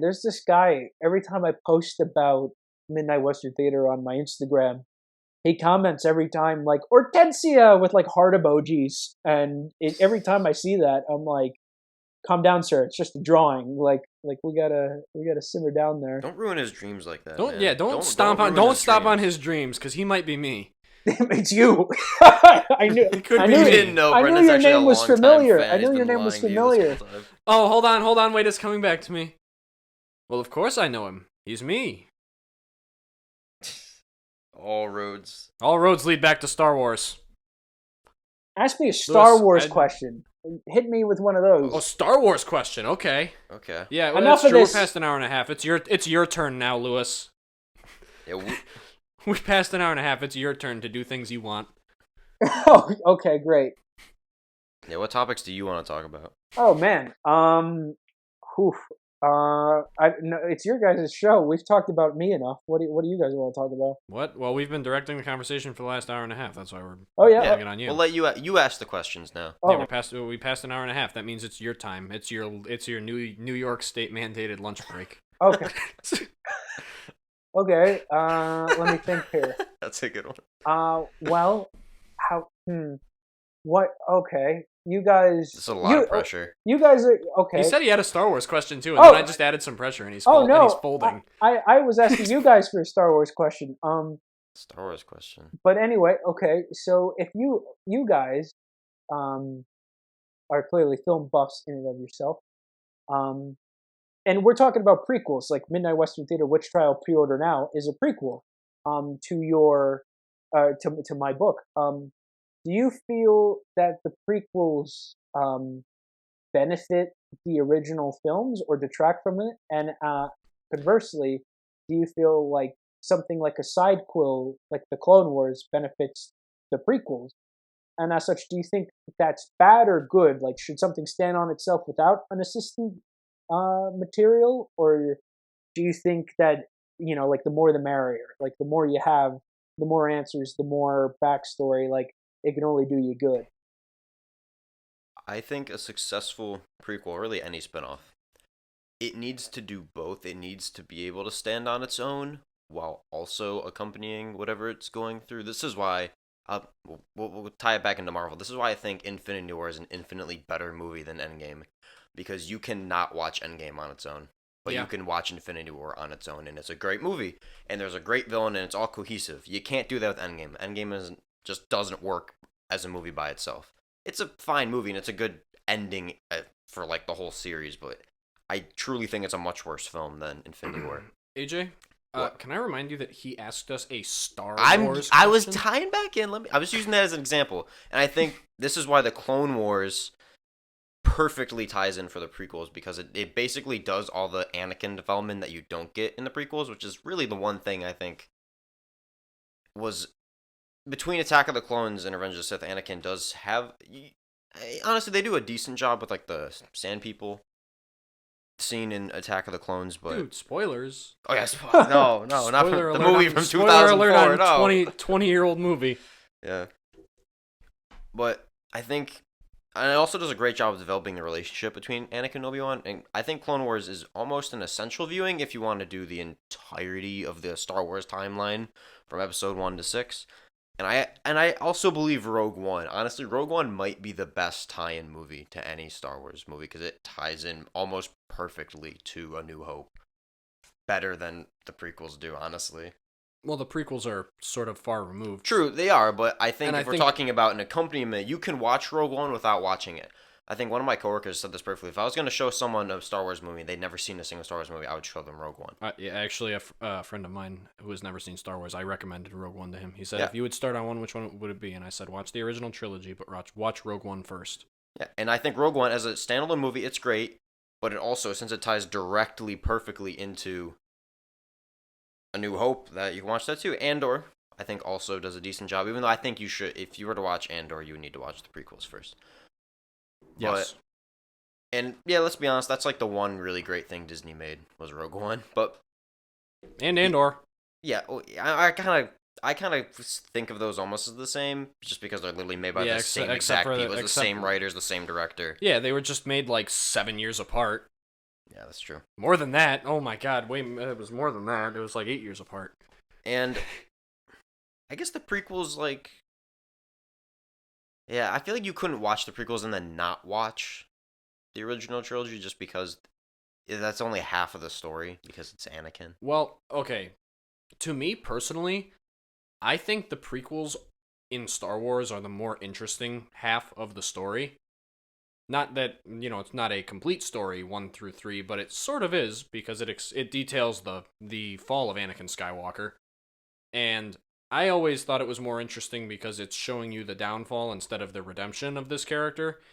And downfalls are more interesting. Yeah, and also, whenever I, like the nerd that I am, whenever I decide it's that time to start watching the Star Wars movies and watch them, I've always opted to watch them. My preference is 1, 2, 3, 4, 5, 6, and not 4, 5, 6, 1, 2, 3. Not that it's bad to watch it that way. I mean, my dad, that's how he saw it because the prequels weren't out when he was a kid. But I think it provides a more whole story having the prequel there and then starting from the prequels and building to the end because it really helps you to appreciate the distance that the characters go through the whole story instead of the half of the story and then seeing what led to it. Let me ask you this. Did you grow up watching the prequels first and then the original films? No, I did not. No, I watched the original trilogy first. Okay. Well, yeah, no, I grew up watching, I only saw the prequels. And then later on in life, I managed to watch the original films maybe when I was 6 or 7. Managed to. And I remember being like, what the hell is this? Like, this is boring. Like, this is lame. Especially, like, starting with A New Hope. Like, you go from Obi-Wan and Anakin fighting on Mustafar to them, like, swinging at each other in the corridor. And it's like, what they the... touch swords. Like, what is this? Like, this is insane. And, as I grew older, it's like, I grew to appreciate the original films more, but I think it depends. For my viewing order, it very much depends. I've seen all these films enough times that it doesn't matter. It's all like the same thing. But it's always more fun to watch it with somebody else who's not seen it, and even better watching it with someone who knows nothing.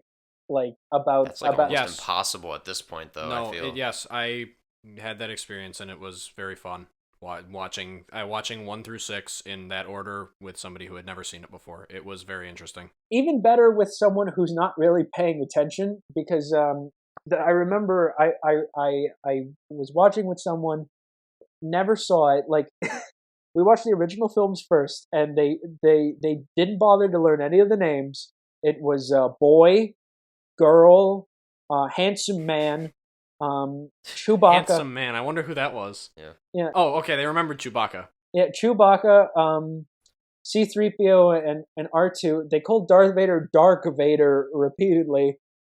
Yeah, I know a lot of people that do that. and like it was very fun, and it was very interesting to see like someone in that like fresh set of eyes. Like you watch the prequels, and luckily I have the original versions. So, like, there are some things that are still in... Wait, the original versions of the original trilogy? Yeah, I have them on... Like on VHS? Yeah. Somebody gave... Dude, me too! Yeah. Somebody gave them to me for my birthday, like, when I was a teenager. So, like... Oh, that's awesome, dude. Yeah, those are great.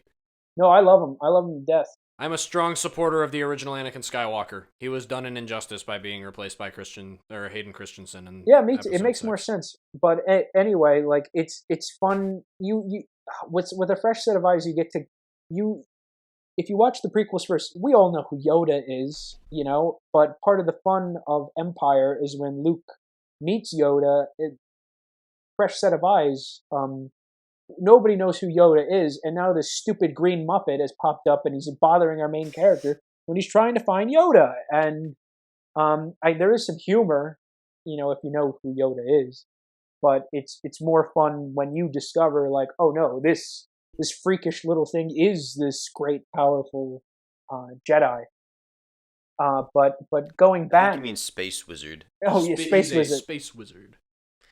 Honestly, I think there's merit to watching 4 through 6 than 1 through 3, or in chronologically. They're just very different experiences. I don't regret the way I watched them necessarily, especially if you're a very young kid. I think you should do 4 through 6 because there obviously is a tone down in the action between episode 3 and 4. Yeah, well, I mean, yeah, if you start on the prequels, then you're spoiled. Because as a little kid, you get all the cool, like, clone troopers and big battle scenes and lightsaber duels and stuff, and then you get to the slower pace of the old movies, and you're like, oh, this sucks. Like if Louis the kid was is saying. under 12, I would do 4 through 6 first.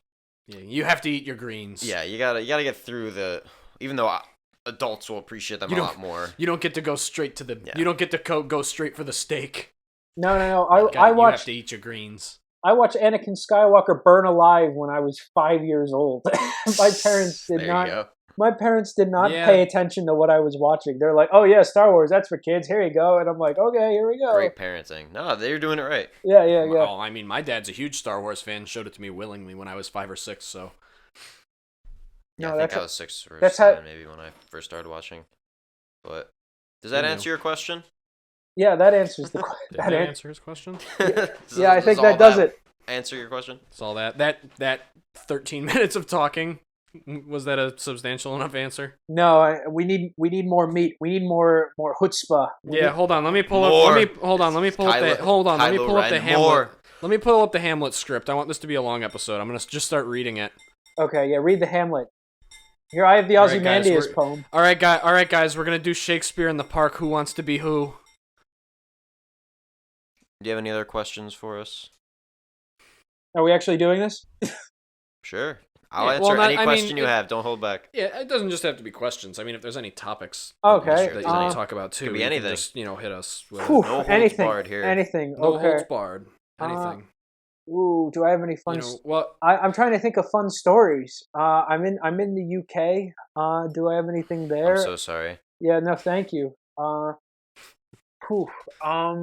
That sucks. You got Big Ben, but we have the Empire State Building. So that's true. I don't know. I can tell you my interesting backstory. I've never revealed this on any podcast, so here's your big scoop. Another exclusive. Well, that was your third strike. Okay, so when I was 8 years old, I worked on a farm in Pennsylvania. That sounds like fun. I was the attendant of a chicken coop, and it was my responsibility to select chickens ready for eating, plucking them, and collecting eggs and checking in my uncle's like homemade incubator box, like which ones were fertile and which ones were edible. Then afterwards, I did that for 6 years. I had no internet, so I grew up without the internet for the most part. You're a lucky man. Yeah, I you know what? I've said this. A lot of people. I am. You here? I don't know much. Why are you on the internet? This isn't your cross to bear. You were free as a child. Why? I was. You know what? You guys Why made did you me do this to yourself. You guys made me download. You were free. You guys made me download Discord to do this. Like, I'm not very much online. We never use Discord except for this, to be honest. Yes, this is the only thing we use Discord for. No, fair enough. Like, I am not an online guy. I don't really do much on the internet at all, except, like, you know. That's true. He's a book guy. Yeah, he's a book guy. Promote my work, I guess. But yeah, I'm very thankful for that, because when I do learn, enough people have told me enough about the internet or what's on there or the people who are on there that I'm like, well, I could have gone the whole rest of my life not knowing that, like, I don't know, incels exist or something like that. Yeah, Louis, you should download TikTok. It's really fun and good for your brain and healthy for your brain chemistry. You should download it and scroll. It's so much fun, and it's free. You don't even have to pay for it. TikTok's so much fun, right?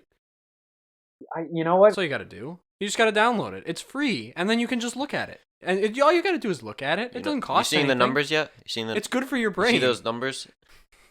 It scratches the soft spots on my smooth brain. I'm looking at it right now, and I have this sudden desire to do dances. I want to do funny little dances in my kitchen. He can feel his soul leaving his body as the dancing takes over. Yeah. Better that than a conspiracy theorist on there. I need to have a people... of me making a joke using dialogue from House. I need to make sure people... No! You need to make a video of you mouthing the words to a scene from Breaking Bad. It's crucial. It's very important that you do this. You have to do it, Louis. Is this the blackmail part? Are these the instructions I'm given? Yeah, we've moved past the blackmail part. The blackmail part's over. This is your the full-on indoctrination psyop. and your instruction. Well, sorry, the dog's sneezing below me. Oh, okay. Well, So anyway, I didn't have the internet, so this is all fairly new. I learn more and more every day. And then when I was 14,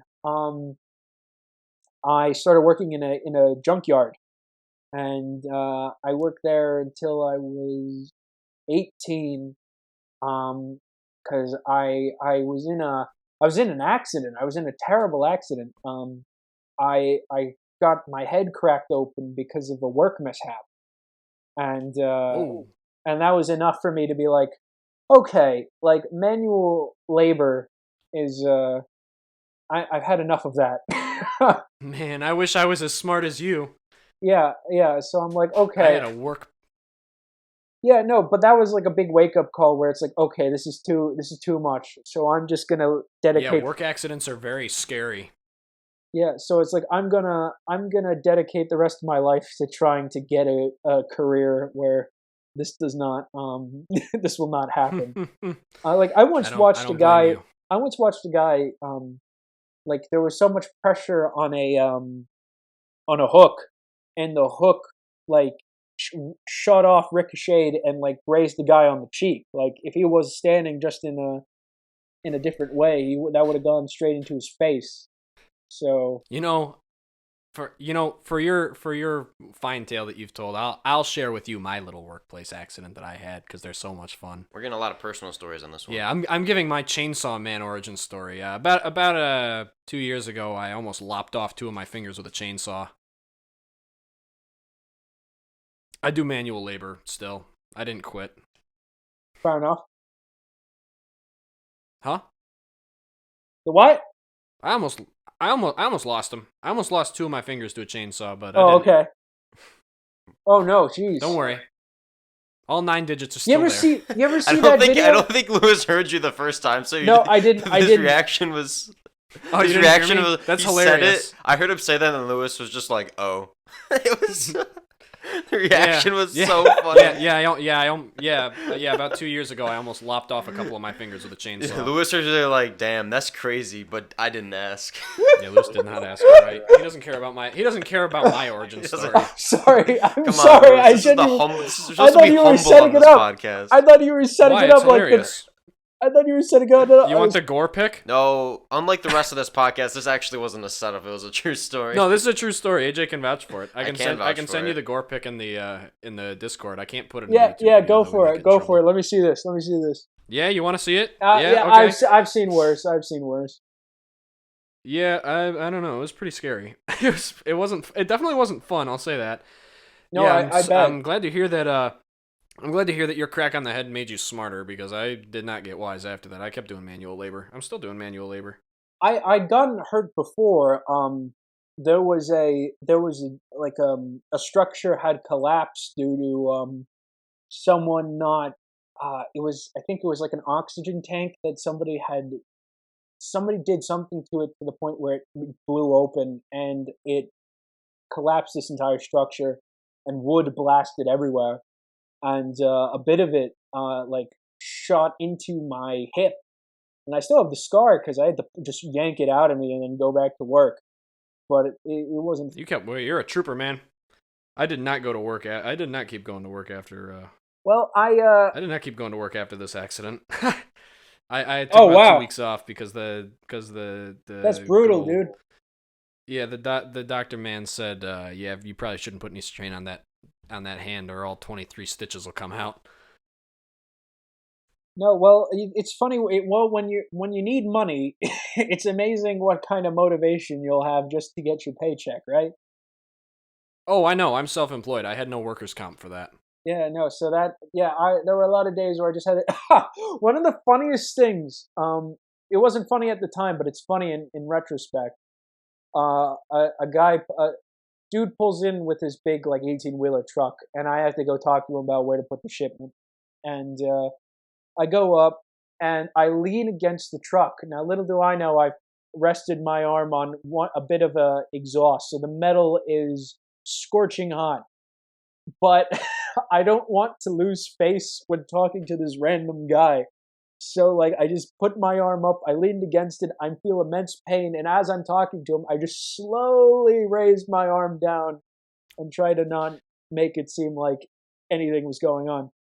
And then, he goes on his way, and then the second he's out of sight, I just look at my arm. I melted a chunk of skin off of my forearm. Yep, that happened to me too. Happened to me on a saw blade. I rested my arm on a hot saw blade, not realizing it, after I had just cut something, and I left it there for about a minute, and then when I peeled it up, it peeled the skin off my arm onto the blade. I think that's better than my brother-in-law. He melted the skin off his hand making bao buns. I don't know how, but making what? Bao buns. Like the food? Yeah. I don't know. We've gotten so off topic. How did we even get on this conversation? War stories. We asked him if he had any topics, and he said he'd share his origin story. He talked about getting his head cracked open at the junkyard. This is your villain origin arc. No, I'm the villain. He wears white. He's the good guy, clearly. That's true. He does wear white. He is the good guy. Yeah. I don't have any gore stories like that. I just have the 3 times I've been to the hospital for my dislocated shoulder. You're what's his name? TDK, the detachable kid from from Suicide Squad. Yeah, that's basically my left arm and how it just pops out at random times. No, but I guess that's a long-winded way of telling how I got into comics, because that was kind of the day where all of this led me to writing comics because I value my safety. He decided he was sick of almost dying at work. Yeah, well, I was sick of almost dying. Well, I was going to university for law school, and then I was. That's out of nowhere. Well, I just thought I'd be good at it, and yeah. Were you? Well, I lasted 3 weeks, so it wasn't. Oh, really, nice. Yeah, it wasn't. Not bad. It wasn't for me. More than some people. Yeah, I never went to college at all. That's 3 weeks more than us. Fair enough. Yeah, no, but I was sick of it right away, and then loop back to the beginning. Then I started doing the comics, and that's probably been the most fulfilling job I've ever had in my life. So I can't complain. Okay, that's good. I have a couple questions to kind of wrap this up. What is your favorite part about writing? Damn, you stole mine. Did I steal your question? Yeah, I wanted to ask. I got to know what your favorite part is before I asked the final question. Well, my favorite bit of writing. That's a damn good question. I think okay, I'll tell you a fun one. This is what I've nicknamed the rocket ship in the parking lot, which is when you write a story that maybe you haven't mapped all the way out, and like you go and let's say you're at issue 3 or issue 4, or you're heading towards the end, and you're like, oh man, like I don't know how I'm going to get this character to this point, or how am I going to do this? And then you look back on everything that you wrote, and you've unintentionally set something up, and you're like, holy, like it's like you're playing 4D chess with yourself. Like, holy shit, I didn't even see that. And that's just like a bit of a thrilling thing, which I call it the rocket ship in the parking lot, because I did write an independent superhero book for a different company a long time ago, and one character is knocked off of a flying ship. Oh, no. I'll set it up more. So, like, the main characters go to the moon in a spaceship, and then they come back to Earth on the spaceship, and they leave it in a parking lot, and they go to do something else. And then they're taken away, and then they go in a flying, like, helicarrier type of thing. And then one character gets knocked off it, and then I'm like, okay, well, shit. Like, how do I get this guy to get back up in there? Like, he's got to go back and save the day, right? And then I'm like, oh my god, I left the goddamn rocket ship in the parking lot. Like, he can just go get that. But that's very much a really nerdy technical thing. That's an interesting way to put it. No, but honestly, writing stories is fun. So I think I can't write. I can't write or read very goodly, so I can't speak to this. I think what I'm trying to say is the most fulfilling bit of writing a story is when it all comes together. You know, like when it feels like, okay, I've done it, I've mapped it out, it feels satisfying to me. Hopefully, it'll be satisfying to somebody else. Yeah, and I guess that will segment into my next question, which is, what are your 3 favorite comics that you haven't written? I'll specify that you have not made. You are not. They have not made. Yeah. And also, I want to know your 3 favorite movies as well to wrap up. Well, other than you make a good point. I would have just said Midnight Western Theater, Witch Trial, pre-order now. But I can't. So no, that one don't count. That one's already number 1. But yeah, that one's number 1. What's number 2, 3, and 4? 2, 3, and 4. Okay, so out of all the books I've read, I love Bone. If you guys have read that, it's by Jeff Smith. It's a fantasy. Oh, I know Bone. Oh, I've read that. Yeah, no, it's really good. It's a fantasy book about 3 brothers who are kicked out of their town, and they're forced into like this fantastical world, and it just keeps escalating. And I think that's one of the greatest graphic novels ever written, ever drawn, ever made. And it has one of my. This is not a spoiler. It's a book that's been around for years. Like the 3 characters that are driven out of town. The one con artist, Phony Bone, in their bunch, was running for mayor. He wanted to swindle the town, and apparently there was this great catastrophe where involving a hot air balloon that resembled himself, like the kind they have at the Macy's parade. And then like there was so much chaos that the balloon floated away and it like damaged property and whatever. And then when it cuts to the fantastical world, there's this cult, and there's this like witch woman and these rat creatures, and they're like, I remember. They're like, this Phony Bone guy is the chosen one. We need him. He's required for our great prophecy. And everyone's like, dude, why the hell do they want you of all people? And he's like, I don't fucking know. Like, I never met these people before in my life, and I've never done anything special. I don't know why anyone would care about me. And then when he does get kidnapped and they bring him to the lair, they're like, we saw you from the prophecy, and it's like, well, what the hell is this prophecy? And it's like, well, look, and it's like, it's the hot air balloon that escaped from the parade, and it floated all the way to their inner sanctum, and then they're like, the clouds revealed you to us.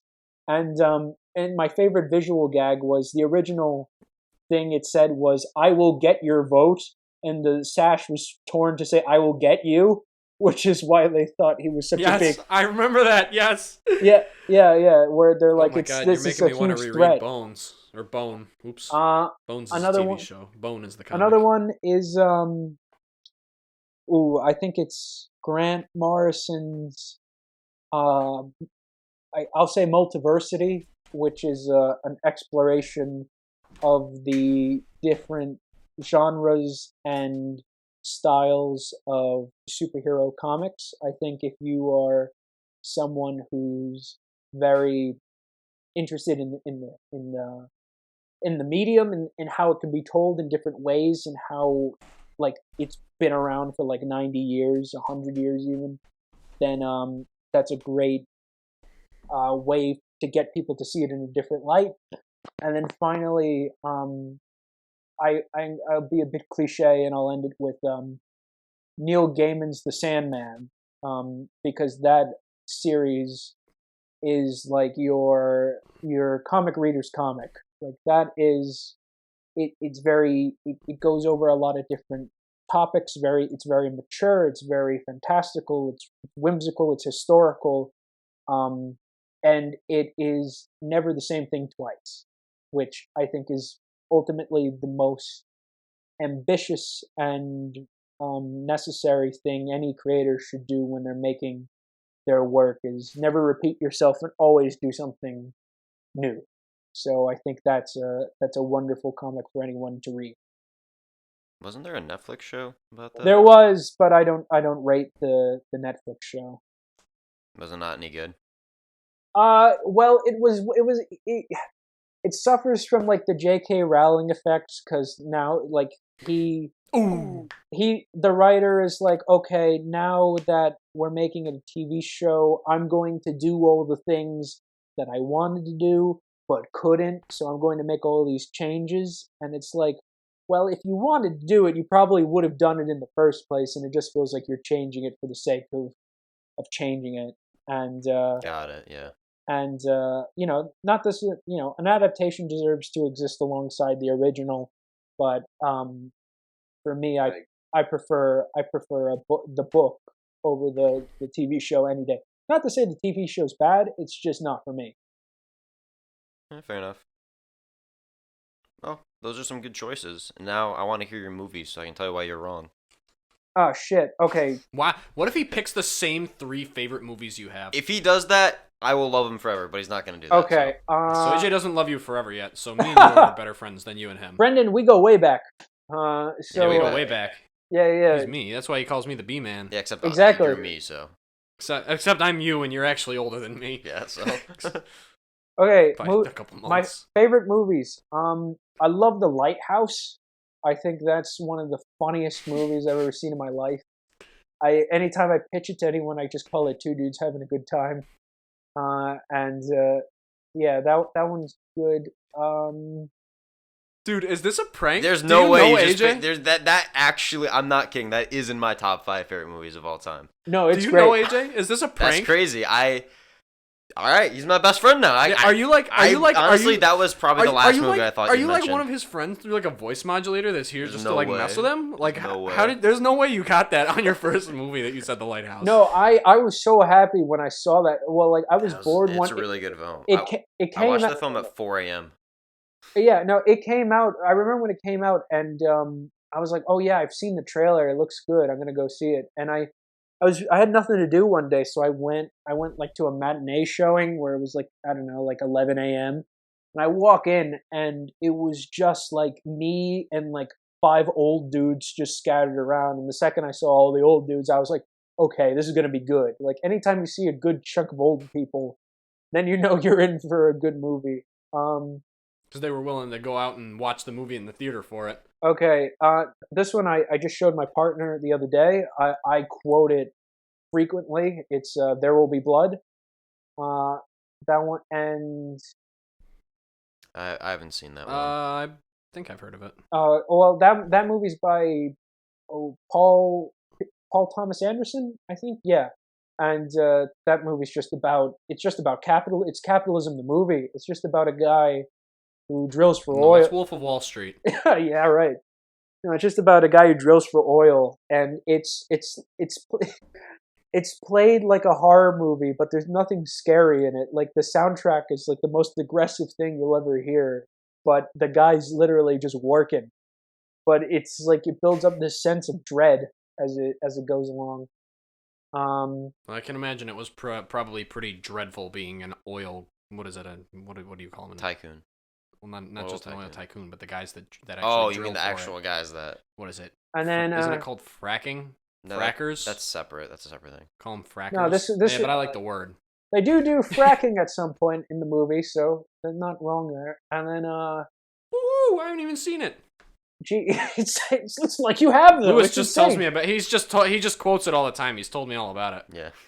Oh, and then the last movie.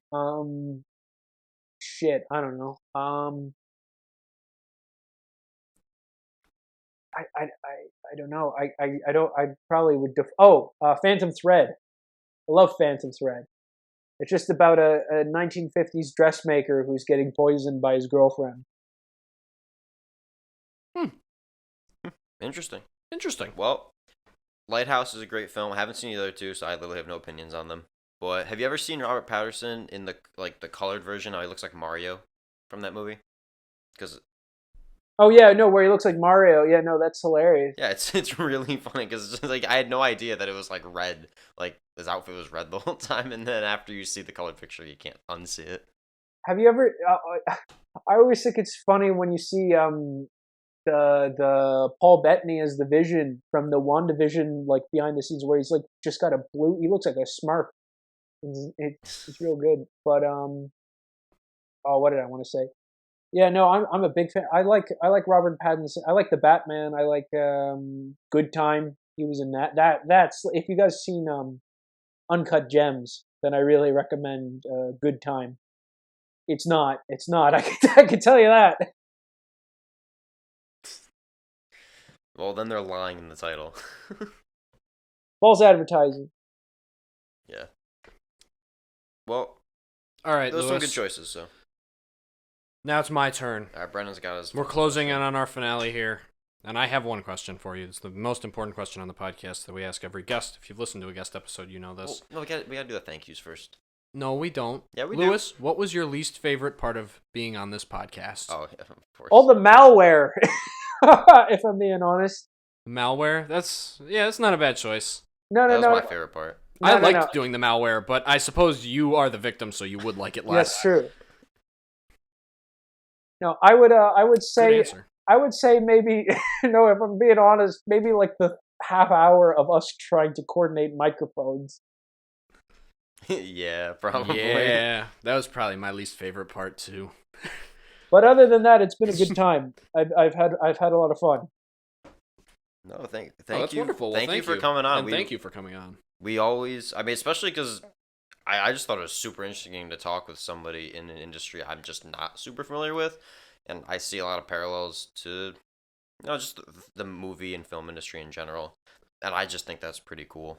And it was really, really fun to talk with you, man. Yeah, I don't know dick about that, but I think it's been really neat getting to know you. You're a really nice guy, Louis.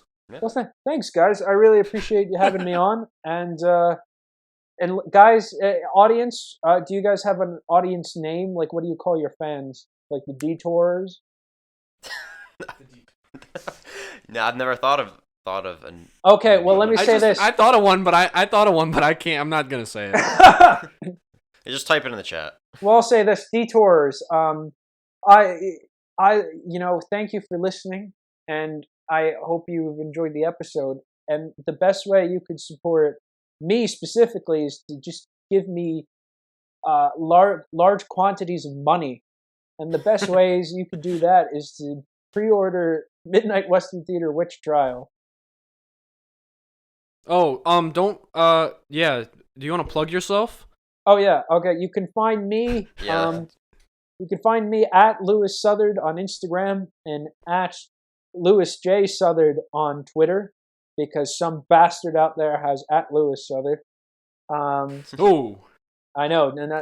Hot take. Hate to see it. Don't worry, we'll take care of it with our malware. we'll get them for you.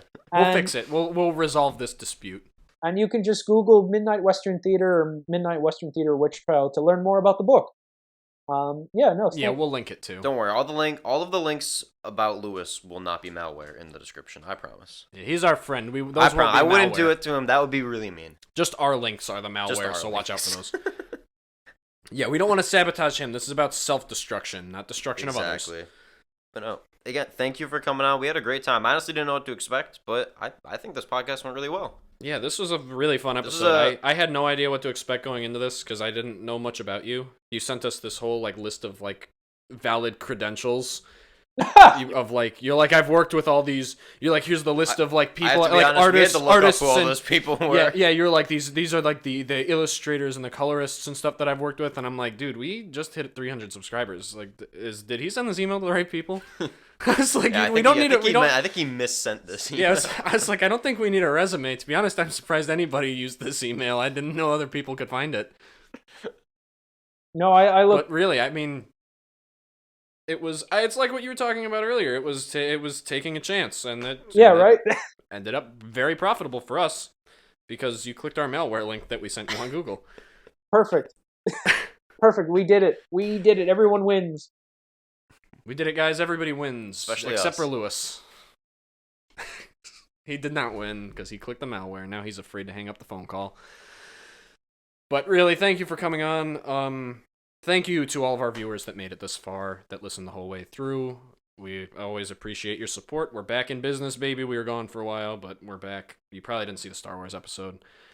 We have one final thing, Louis. You get the final word. You're the guest, so you get the last word of the episode on this outro. Did I miss anything, AJ? Is there anything else we have to go over with the outro? Yeah, is there anything else you wanted to say, Louis? Buy the book. Give me money. Make sure I don't end up on the street. Shameless plug. It's shameless. It's good though. It's just it's how he makes. I his love bread, a good shameless plug. It's not shameless. He's on the grind, man. Exactly. You're just respect. All right, you get one word, Louis. Think carefully and then choose. Goodbye, everyone. See ya. Your choice now. I love everyone who listens. You're all my best friends, personally.